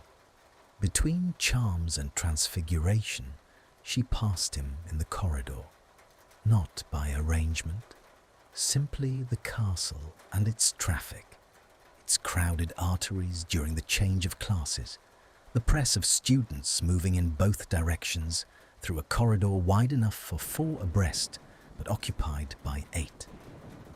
He was moving against her current. She saw him from several feet away, the pale head above most of the surrounding traffic, the particular quality of his movement that she could identify now from a distance, something in the economy of it. He saw her at the same moment. They moved toward each other by the logic of the crowd, each step bringing them closer, the corridor offering no convenient alternative geometry. When they were level, the press of bodies around them left perhaps 6 inches between them, and for the 1 second in which they were adjacent, neither moving faster nor slower, he looked at her directly, and something passed across his face that she had no name for yet, but that she recognized, the way you recognize a piece of music before you remember its title. He said nothing. She said nothing. He passed. The crowd closed behind him. She walked into Transfiguration and opened her notebook and found that she had written nothing on the page she'd turned to, just pressed the quill against the parchment in a small and evidently unconscious mark, a single point of ink that she stared at for a moment before the lesson began. Thursday came. She arrived at the library at 7:30 with her arithmancy text and a supplementary reading on advanced numerical divination that she had genuine interest in, and therefore stood a better chance of actually absorbing. She sat at their table. She had stopped calling it anything else, even in the privacy of her own thinking, which was its own kind of admission, and arranged her things and opened her book and read 3 pages with genuine attention. He arrived at 18 minutes to 8, which was earlier than usual. She noted this and returned to her text. He sat down. He arranged nothing, simply placed his bag on the floor beside his chair and sat with his hands on the table, not reaching for any book, which was unusual enough that she looked up. He was looking at her, not with the candle-adjusted gaze he used when they were working, the peripheral awareness that said, "I know you're there," without requiring confirmation. He was looking at her directly, fully, with the grey water eyes that she had learned contained distances she had not finished mapping. She closed her book. "Granger," he said. Her pulse did its thing. She kept her hands flat on the table, fingers relaxed, refusing to let them find something to straighten or adjust. "Malfoy," she said. He was quiet for a moment. She watched him, the jaw, the hands, the almost invisible tension across his shoulders that she'd learned to read as the particular effort of someone preparing to say something that mattered. "I've decided," he said. The words arrived, and the room adjusted around them, candles burning the same, parchment rustling somewhere in the stacks, Madame Pince's distant authority undisturbed. But the quality of the air at their table was different, charged with the specific atmospheric pressure of a thing about to become irrevocable. She said nothing. She waited. He looked at her with the steadiness of someone who had rehearsed this and had then, at the last moment, decided to abandon the rehearsal and simply speak. "Have dinner with me," he said. "Saturday, not in the Great Hall." The sentence was so much smaller than anything she had been preparing for that it took her a moment to fully receive it. Not information, not leverage, not something that would wound or compromise, or require her to betray any loyalty she held. Not even something complicated. "Have dinner with me." She looked at him across the table, at the careful face and the hands flat on the table between them, and the eyes that were watching her with more exposed attention than she had ever seen from him.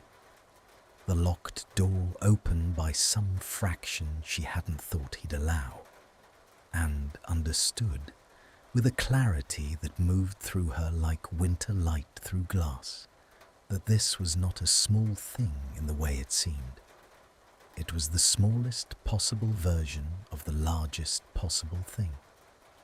It was him asking, in the only vocabulary he currently had, for the thing he'd been standing outside of for longer than 3 weeks. She also understood, sitting in the amber light with the binding quiet and patient in her chest, that she did not have to say yes. The binding required compliance. The magic would ensure it. She had known this for 37 days, had carried it, had feared it, had made her peace with it in increments.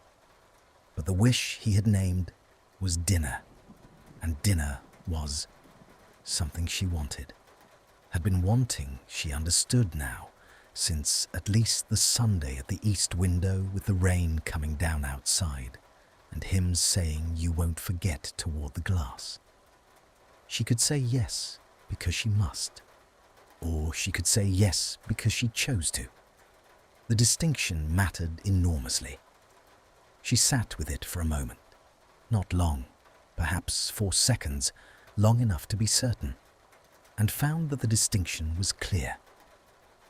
"Yes," she said. He looked at her. Something moved through his expression, complex and fast, and then settling into something quieter, something that lived below his usual architecture entirely, in the real face beneath the constructed one. Relief, she thought. And something more than relief, something that had been waiting to be allowed. "The binding is satisfied," she said carefully. "The debt is answered." "I know," he said. "Which means," she said equally carefully, "that anything that follows is separate from that." "I know," he said again.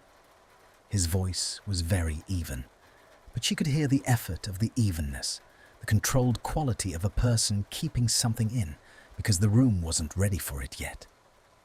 "That's why I waited." She looked at him.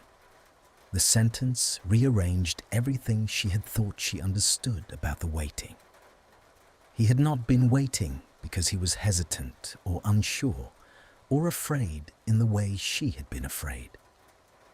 He had been waiting because he needed her yes to have nothing to do with the binding, because he would not spend his wish on something she might have given him freely, and in doing so, erase her freedom from the transaction entirely. He had waited 37 days so that when she said yes, the yes would be entirely hers. She felt something move through her that was too large and too warm and too sudden for the library table, for the amber candlelight, for the ordinary Thursday evening that had just become something she would remember with perfect clarity for a very long time. She pressed her hand flat against her textbook, a small grounding motion, and breathed. "That was..." She stopped, started again. "That was very deliberate of you." "I'm a deliberate person," he said. "I know." She looked at him steadily. Draco. She had not used his given name before. Not once, in all the weeks of their careful renegotiation. It had been Malfoy, the formal distance of surnames, the grammar of what they'd been. The name arrived between them now with the quiet impact of a door opening in a room you'd thought was solid wall, both of them aware of it, neither acknowledging it directly, which was itself a kind of acknowledgement. His jaw moved. Something swallowed. His eyes on hers did not waver, but they deepened. That distance-containing quality she'd noticed from the beginning, the vast grey that held its weather internal. "Saturday," he said. "Saturday," she agreed. She opened her arithmancy text. He reached into his bag and produced a book and opened it. The candles burned. Madame Pince moved in the distant stacks. The library settled around them into its usual Thursday evening self. The same amber, the same silence, the same table. And yet nothing was the same at all, and both of them knew it, and neither said so. They worked, or performed working, for another hour. Or she performed it. She could not speak to his inner state with certainty, though she had a better map of it now than she'd had at any point since September, and the map suggested that he was doing approximately what she was doing, occupying the same physical actions as always, while the mind ran on different, warmer, more complicated territory. Once, reaching for her ink, she misjudged the distance and knocked it sideways, caught it before it fell, but barely. He reached across the table at the same moment. Their hands arrived at the ink bottle simultaneously, fingers overlapping by a fraction of an inch. His cool, hers warm, the brief contact lasting perhaps a second before she righted the bottle, and they both withdrew. She did not look up immediately.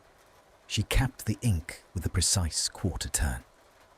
When she did look up, he had returned to his book, but his jaw carried a faint tension, and his eyes were moving across the page with the particular quality of someone who is processing words without receiving them.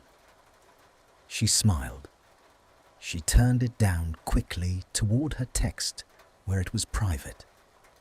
But it was genuine, surprised out of her by the precise, involuntary pleasure of discovering that he was as thoroughly destabilized as she was, that the second of contact had done to him what it had done to her. They had 2 days until Saturday. She turned a page she had not read. She found, with a clarity that was simple and warm and entirely uncomplicated by fear, that she did not mind the waiting at all. She told Ginny that night, sitting on Ginny's bed with the hangings half drawn and the dormitory quiet around them, speaking in the low voice that late-night confidences required. Ginny listened without interrupting, which was an act of genuine love, and when Hermione finished, she was quiet for a moment, the thinking quiet rather than the shocked quiet. "He waited 37 days, Ginny said. "So your yes would be real?" "Yes," Hermione said. Another pause. "Hermione," Ginny said, That's rather extraordinary." "I know," she said. Ginny pulled her knees up to her chest and regarded her with the perspicacity she'd always had, the look that saw things and named them without cruelty. "You're not scared anymore," Ginny said. "I can tell. You've been scared for weeks, and now you're not." Hermione considered this with genuine attention, because Ginny deserved that, the honest answer rather than the comfortable one. She found, taking inventory, that Ginny was right. The fear had not faded gradually. It had transformed quite suddenly in the amber light of a library table, when a person who was deliberate by nature told her the reason he had waited.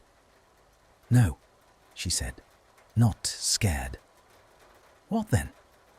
She looked at the hangings, their familiar deep red, the Gryffindor common colour that had surrounded her for 7 years, the domestic geography of a self she knew completely. She thought about Saturday, about dinner, and whatever came after dinner, and whatever came after that, and the long, unmapped territory of a thing that had no grammar yet because it was new. "Curious," she said, and then, more quietly, "hopeful." Ginny smiled. It was the smile she saved for things she considered well-earned. Not indulgent, not teasing, but genuine and full. "Good," she said. "That's the right thing to be." Hermione went to her own bed and lay in the dark and felt the binding, quiet and silver in her chest and beneath it, entirely her own, requiring no magic to sustain it. The warm and patient presence of something that had been growing in the small print of her attention for longer than she'd known, and was only now being read in full. Saturday arrived the way anticipated things do, both slower and faster than expected, the morning long and the afternoon abbreviated, time behaving with its characteristic indifference to human emotional scheduling. Hermione woke early. Earlier than she needed to, earlier than the dormitory light warranted, the sky outside the windows still holding the particular blue dark of pre-dawn that belonged to neither night nor morning, but existed in its own suspended category. She lay still for a while, listening to the breathing of the castle, the deep structural sound of old stone doing what old stone does, which is endure, and took inventory of herself with the honesty that early mornings permitted. She was not afraid. She had checked for fear the way you check for a symptom after illness, carefully, with genuine attention, expecting to find something.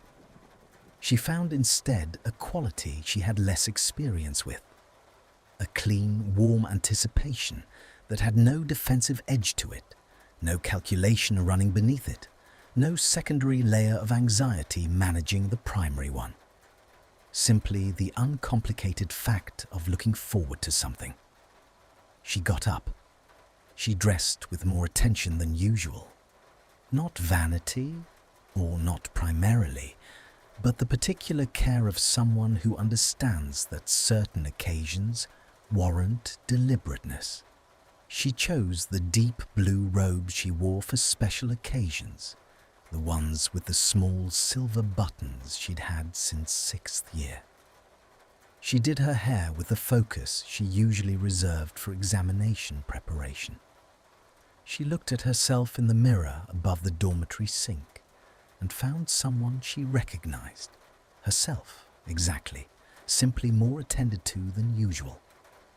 Ginny, awake and watching from her bed with the bright, affectionate attention of someone who had earned this, said, "You look beautiful." "Don't," Hermione said, but she was smiling. "I mean it without any agenda whatsoever," Ginny said, pulling her blanket higher.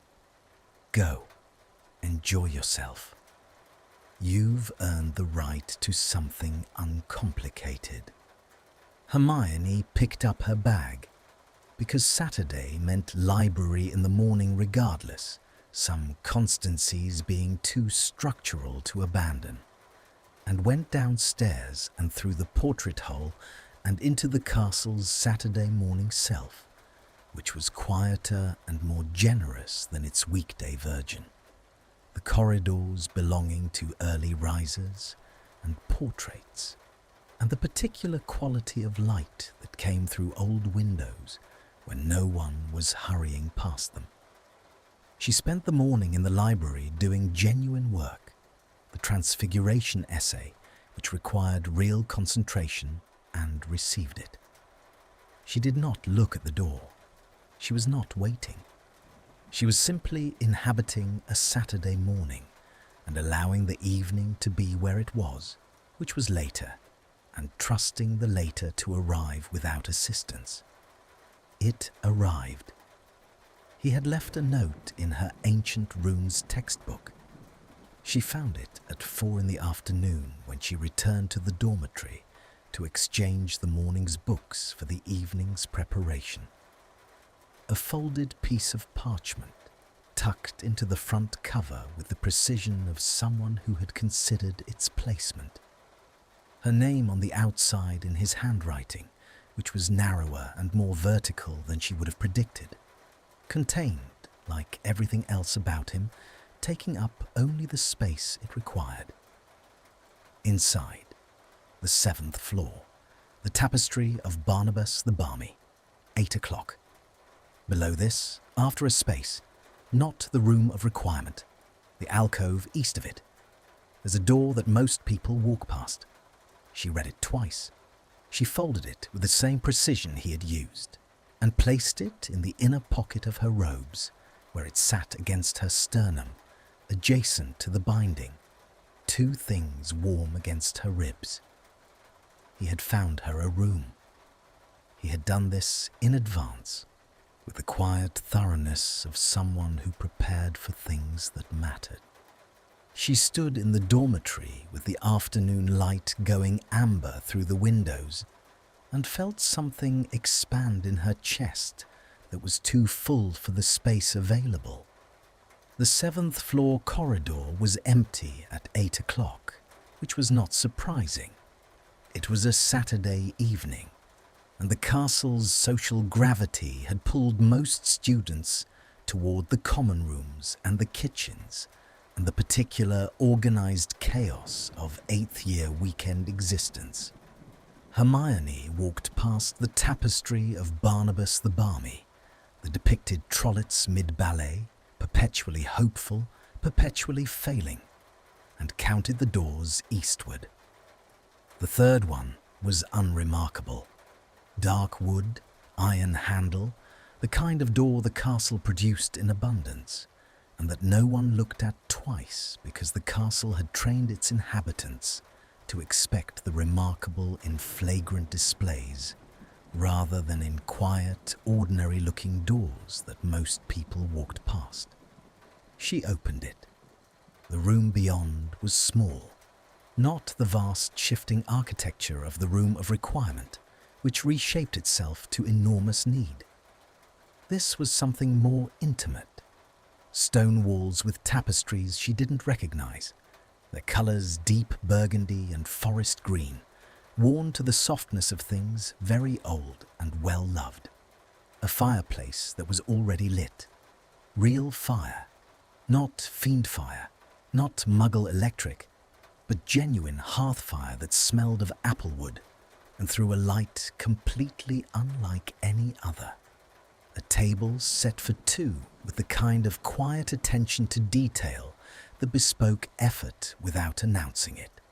Draco was standing at the window, a narrow, deep-set window that looked out over the western grounds, where the November dark had arrived early and completely and turned the view into a study in black and indigo. He was in dark robes, not his usual school uniform, something more deliberate. He had heard the door. He turned. She watched him see her. His expression moved through something she had not seen before, something that didn't have time to be contained before she'd witnessed it. Not the almost movement, not the brief, undefended glimpse, something fuller, the specific quality of a person looking at something they want and understanding that the wanting is visible and finding that they have, at some point without noticing, stopped minding. "You found it," he said. "Your directions were precise," she said. "They would be." She stepped fully into the room and closed the door behind her. The fire made its sound, the low rhythmic voice of good wood burning, and threw its amber light across everything, warming the stone and the tapestries and the table and the particular quality of the air between them, which had always had its own atmosphere and had it now more than ever, richer somehow, the accumulated weight of 7 weeks distilled into this specific room. "You prepared all this," she said. "I had assistance from the castle." He looked at the room with the slightly removed quality of someone who has put effort into something and is now managing the exposure of having it seen. "It responds to intent," even outside the room of requirement, if you know how to ask. How do you ask? His eyes returned to her. Carefully, he said, and honestly. She looked at him steadily.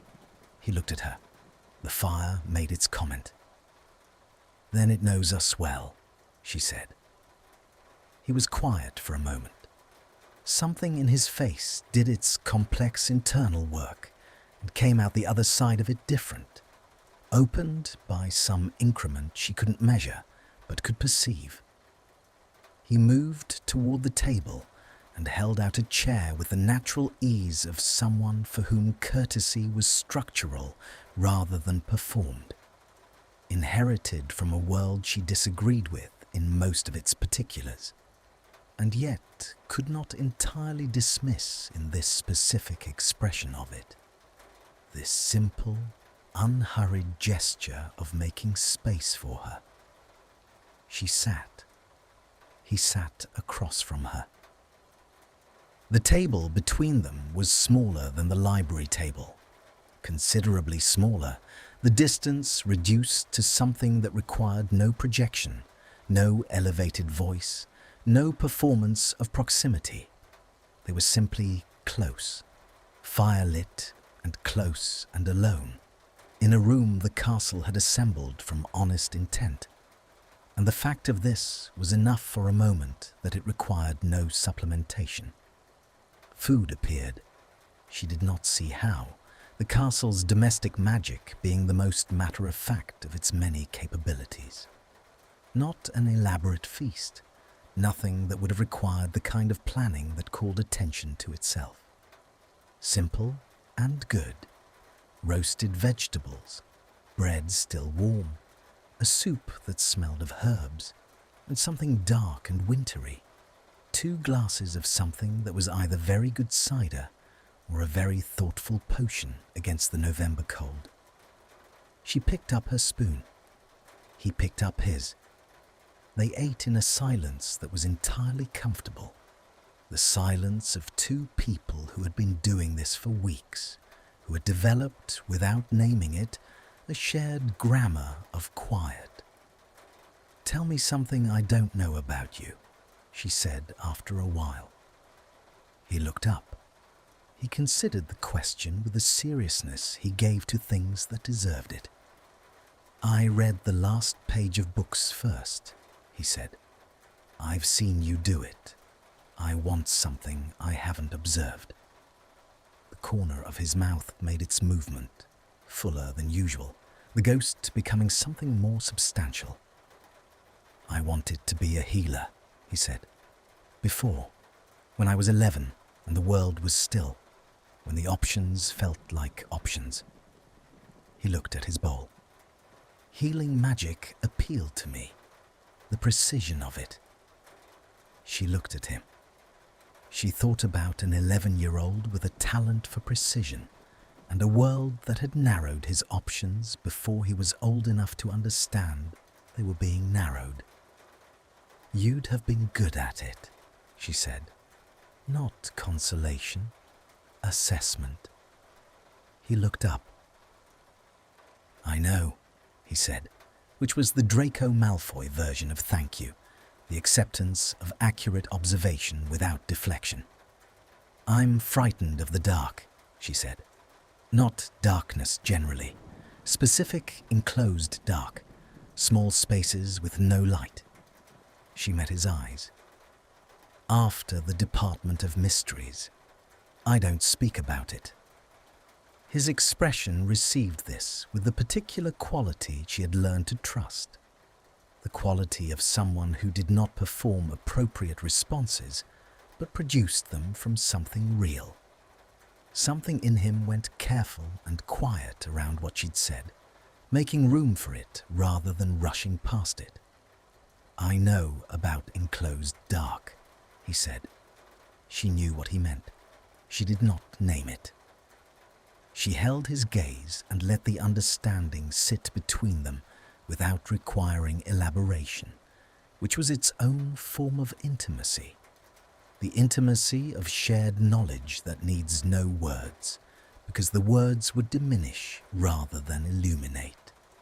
They talked through the meal and past it, into the space where the food had been cleared by the castle's attentive magic, and the fire had settled into its quieter stage. The deep red heart of it, the flames lower and more honest, the light they threw warmer and more private. They talked about arithmancy and the flaws in certain theoretical models she was reconsidering. They talked about his mother, briefly and carefully, and she did not ask anything he wasn't offering, and he offered more than she expected. They talked about what came after Hogwarts, the question that lived beneath all eighth-year conversation, the future that had been so thoroughly uncertain for so long that some of them had stopped letting themselves think about it and were only now, tentatively, beginning to. "Healing," she said. "It's not impossible." He looked at her across the firelit table. The name is yours," she said. "You're not your name, Draco. You're what you do with what you have left." She paused. "I think you have considerably more left than you've been accounting for." The fire made its low sound. He looked at her for a long moment, long enough that she felt it in the expected places, pulse and sternum, and the precise awareness of the 2 feet of warm air between them across the table's small width. "You're very certain of things," he said, not critically, with the quality of someone who finds a foreign capability genuinely remarkable. "Not always," she said. "About some things I've been remarkably slow." His eyes held hers. "Such as the fact that I have been paying attention to you," she said, "for considerably longer than 3 weeks, and that the binding didn't create that. It simply made it impossible to look away." He was very still. "I would have kept looking away," she said, "without it. Out of habit and history and the stories I'd told myself about who we were to each other. I would have kept looking away for..." She stopped, considered. "A long time." "So would I," he said, very quietly. The fire dropped another degree of intensity. The room held them in its applewood warmth. She was aware of him with the complete, unhurried attention that she had been bringing to him for weeks. But different now, without the defensive overlay of cataloguing and managing and interpreting at a safe remove. Simply aware, simply present. The awareness itself rather than her analysis of it. She stood because she needed to move towards something, or she would simply sit here accounting for it indefinitely. She moved toward the fire, 2 steps, no more, and stood with her back to it, facing the room, feeling the warmth at her back and the cooler air of the room at her front, and the particular precision of his attention tracking her movement. He rose from the table. He moved toward her, not quickly, not with any quality of urgency, with the deliberateness that was native to him, each step chosen. He stopped when he was close. The distance between them was less than the library table's width, less than the east corridor window's easy distance. This was near enough that the firelight threw his shadow across her, and she could see the individual detail of his face without effort. The grey of his eyes deeper in this light, almost dark, the jaw she had memorized in profile now fully present, every familiar particular of a face she had spent 7 weeks learning to read. His hand came up, slowly, with the quality of something he was allowing rather than performing, giving it permission to happen rather than making it happen. His fingers found the edge of her jaw, the lightest possible contact. 3 fingertips against the curve of bone, and she felt it everywhere with the disproportionate intensity of touch that has been anticipated for a long time. She looked up at him. He looked at her. "Hermione," he said. Her name in his voice, her given name, the first time. And it sounded different from everything else he'd ever said, as though he'd been holding it carefully for a long time and was now setting it down somewhere it could stay. "Yes," she said. Not the binding, not the wish. Her own plain word, offered freely, in full knowledge of what she was answering. His head dipped toward hers, and she rose slightly to meet him.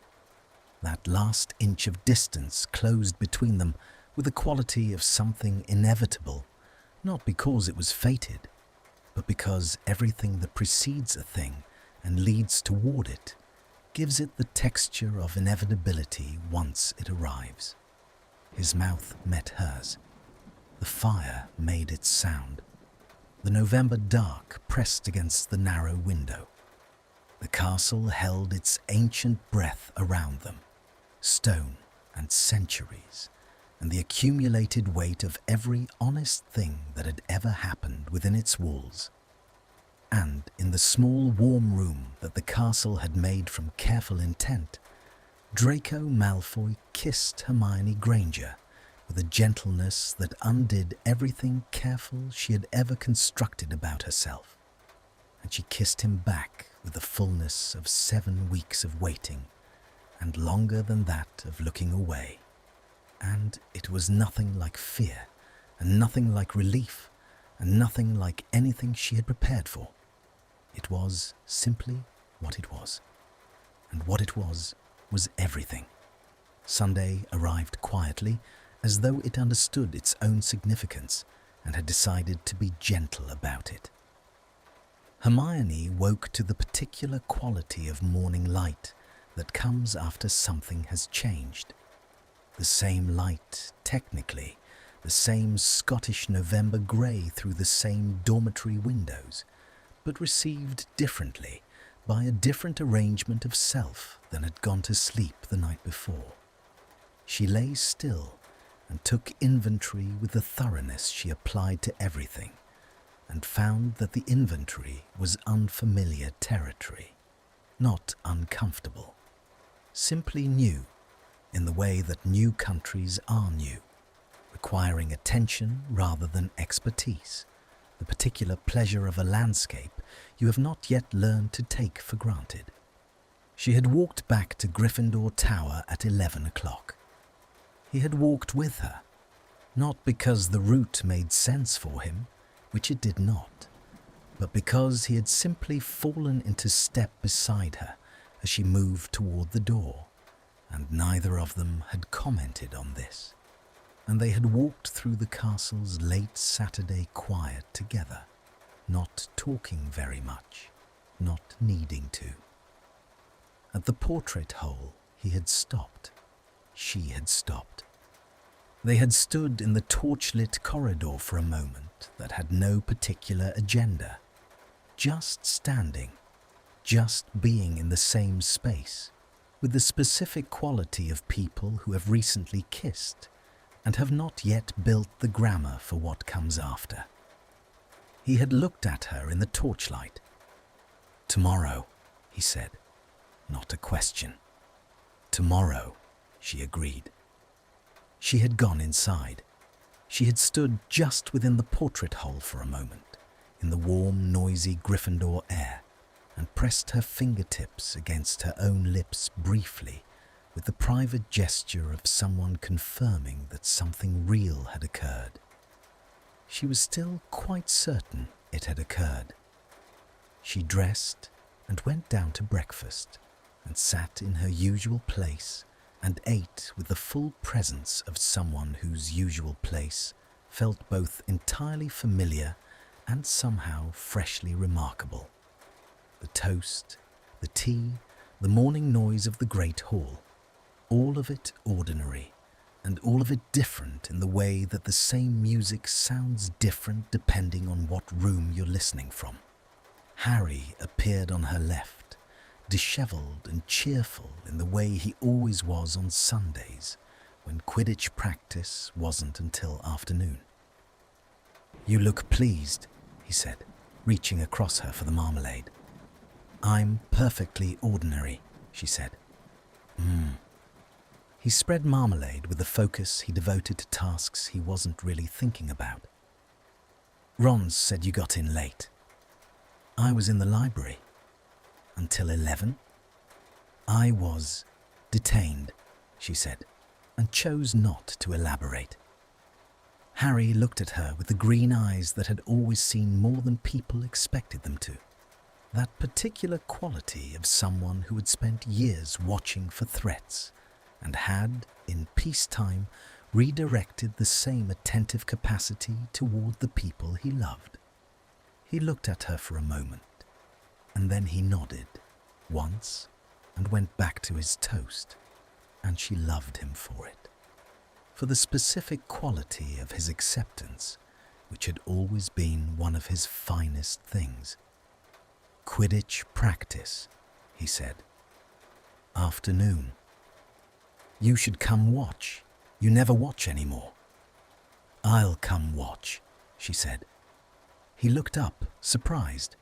She was not, historically, a spontaneous attendee of practices. "I thought I might spend the morning differently," she said, "and then watch in the afternoon." He smiled, slowly, and then with more warmth than the sentence strictly warranted, which meant he understood more than she'd said. "Right," he said. "Good.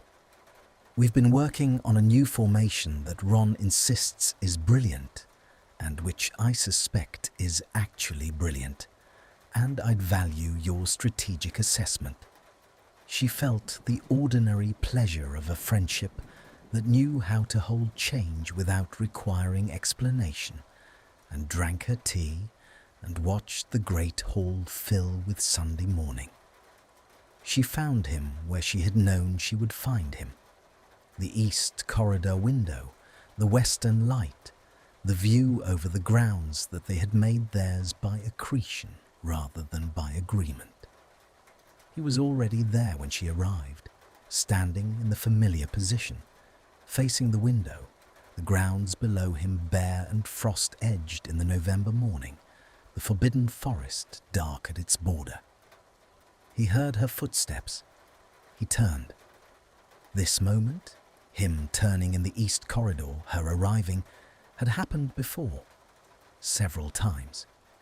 Each time had been different from the preceding one, accumulating new weight with each iteration, each version building on all previous versions, the way music builds on its own earlier themes. But this version was different from all of them, because this time when he turned, his expression did not require containment. There was no architecture to maintain, no neutrality to perform. He simply looked at her, and what she saw in his face was the same thing she had seen last night in the firelit room when she'd walked in, and he'd turned from the window. That expression she had no name for, the one that had learned to be visible. "You found me," he said. "I knew where to look," she said. She came to stand beside him at the window, not across from him, not with the table width of safety between them, but beside him, her shoulder at the level of his arm, both of them facing the November grounds. The frost had stayed through the morning, silvering the grass and the empty Quidditch pitch and the edge of the path that led to Hagrid's, which was showing the first thin smoke from his chimney at this hour. "I've been thinking," she said. "Already." Not mockery, something warmer. "It's early, I know." She looked at the grounds. "I've been thinking about what you said, the healing, after Hogwarts." He was quiet, attentive. "St. Mungo's has a training program," she said. 7 years, the practical component, but there are research pathways alongside it. I've been considering. There's a specialization in arithmetic applications for diagnostic magic that I find very compelling. The theoretical models are significantly underdeveloped. She paused. The same facility, not the same program, but overlapping. She felt rather than heard him turn to look at her. She kept her own gaze on the grounds, on the frost and the smoke, and the particular grey of the November sky above the forest. "Are you suggesting," he said carefully, "a parallel future?" "I'm suggesting," she said equally carefully, "that futures don't have to be constructed in isolation if the people constructing them happen to be interested in proximity." She turned her head and found him already looking at her. "I'm terrible at indirect suggestion. You should know that. I find it inefficient." His mouth curved. Not the almost movement, not the ghost. The full thing, warm and real and slightly devastating in the particular way of things you've been waiting to see and then finally see. "I know," he said. "You've been remarkably direct for 7 weeks. It's..." He paused. "I find it remarkable." "Do you?" "I find many things about you remarkable," he said. "I've been finding them remarkable for considerably longer than is comfortable to admit." She looked at him. The morning light did what morning light does, rendered everything clearly without the romantic assistance of firelight or torch glow, simply honest. She looked at him in the honest light and found everything she'd been finding for 7 weeks. The jaw, the grey, the hands that were still at his sides, the quality of his attention, which was unlike anyone else's attention she'd encountered, complete and specific and worth having. "How long?" she said. He looked at the grounds. "5th year," he said. "Precisely." She worked backward through the architecture of their shared history and found 5th year and placed it carefully, understanding what he was locating. The beginning of a long looking away, 7 years of deliberate misdirection. She thought about who they had each been then. She thought about who they were now. "We wasted time," she said. "We needed it," he said, "to become people who could do this without destroying it." She considered this and found it true in the particular way of things that are difficult to accept and undeniable upon examination. She felt the truth of it sit alongside a remnant of regret and found that the regret was manageable, being as it was attached to something that was entirely present and therefore worth more than the lost past. "The binding is gone," she said. She had known it since yesterday evening, had felt its dissolution sometime during the dinner, the quiet unclicking of that magical mechanism once the wish had been answered. The warmth that remained in her chest now was entirely her own, requiring nothing from ancient magic to sustain it. "You know that?" "I know. Everything from here," she said, "is chosen." "Yes," he said. "I'm choosing it," she said. Clearly and with full information and without any magical compulsion of any kind. He turned to her fully. They were very close in the way that the east corridor window naturally produced. The narrow ledge and the deep sill and the habitual positioning of 2 people who had been standing here for weeks, each time a little closer without designing it. She was looking up at him, and he was looking down at her, and the November light was entirely honest and entirely sufficient. "Hermione," he said. Her name in his voice, which she had decided last night she would not tire of, the evidence for which decision was accumulating rapidly. "Yes," she said, her word, again, still entirely hers, the best word she knew. He kissed her in the morning light, which was different from firelight in every technical particular and identical in every way that mattered. His hand found her jaw with the same three-fingered care as last night, the same lightness, the same quality of something allowed rather than taken.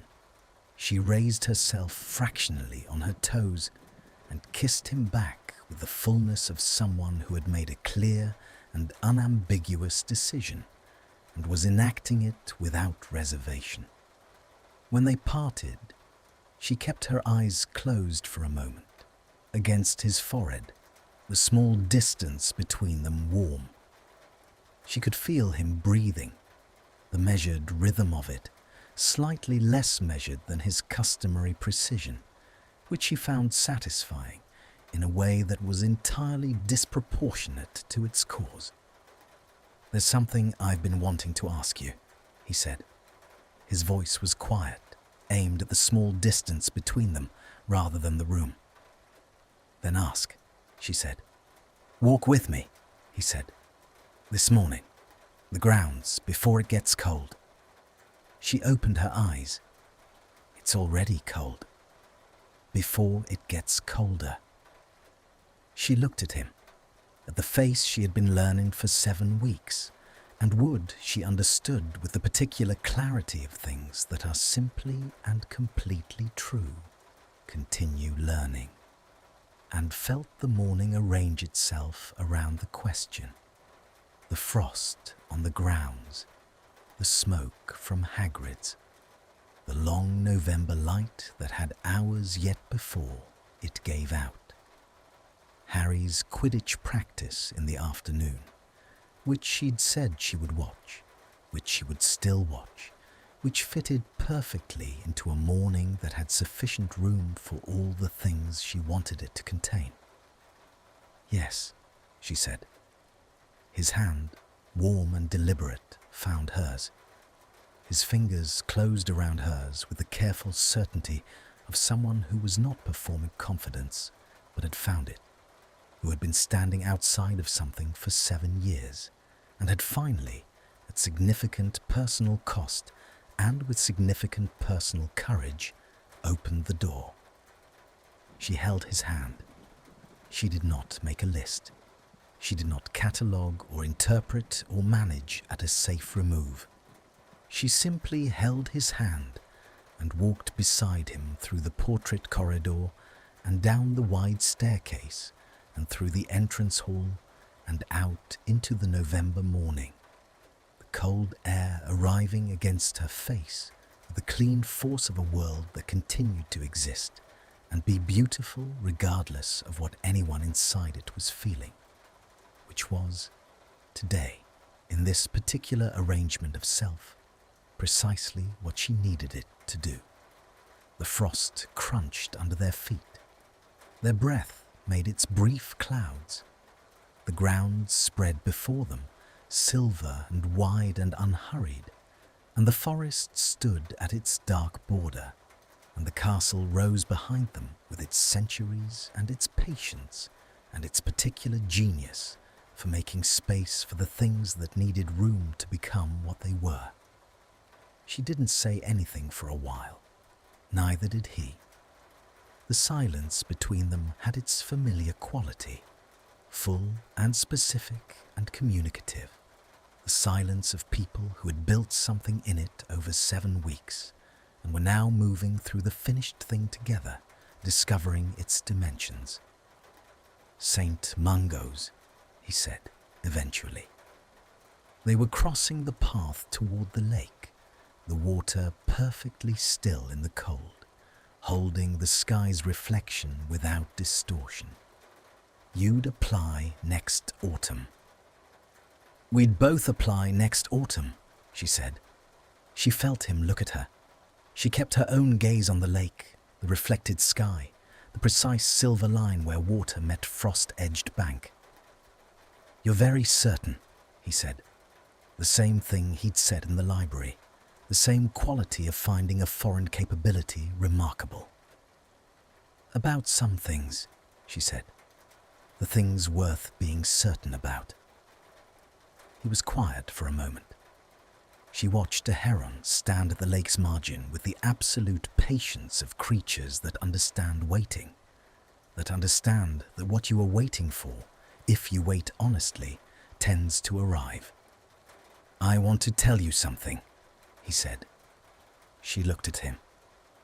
"I spent 7 years," he said, "becoming someone I would have chosen not to be."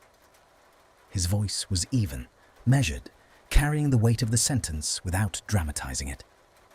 "I'm aware that the process of undoing that is long. I'm aware that there are things I owe that can't be paid with a single year of better choices." She listened. She did not interrupt. "I'm not asking you to discount it," he said. "Any of it. I'm asking you to believe that I'm moving in a direction, and that the direction is genuine, and that having something worth moving toward—" He stopped. His jaw worked briefly. "Makes the moving considerably less uncertain." She looked at him in the November light, at the man he was now, which was not the boy he had been and bore the marks of the distance between them, and felt something settle in her that had been slightly unsettled, she realized, for weeks. Not doubt exactly, the careful residue of history, the responsible portion of her that required acknowledgement before it permitted the rest of her to proceed without reservation. It had been acknowledged. "I know who you are," she said. "Not who you were. I know the difference. I've been paying very close attention for 7 weeks." She held his gaze. "I believe in the direction." His hand tightened around hers. Not dramatically. A single, small increase of pressure, the kind of gesture that carried everything it needed to carry precisely because it didn't try to carry more. They walked along the lake's edge. The frost held. The heron stood. The castle's reflections moved slightly in the water as a breeze crossed the surface, and then the water was still again, and the morning continued in the way that good mornings do. Not toward an ending, but through a middle that was worth inhabiting fully, moment by moment, without rushing toward what came next. She was not rushing. She was, for the first time in as long as she could clearly remember, entirely content to be in the present tense of her own life. Not planning its next chapter, not cataloguing its current variables, not managing its risks from a carefully maintained distance. She was walking beside someone who had chosen her deliberately, waited for her honestly, and asked for the smallest possible version of what he wanted, so that her answer could be completely and irrevocably her own. She was holding his hand. She was not saying no. She had stopped saying no, not because she couldn't, but because she looked at what was being offered, and she looked at who was offering it, and she found, with the clarity that comes only from honest attention sustained over time, that she didn't want to. That was all. That was, it turned out, everything. The lake held the sky. The castle held the morning. The frost held the grounds in its silver patience.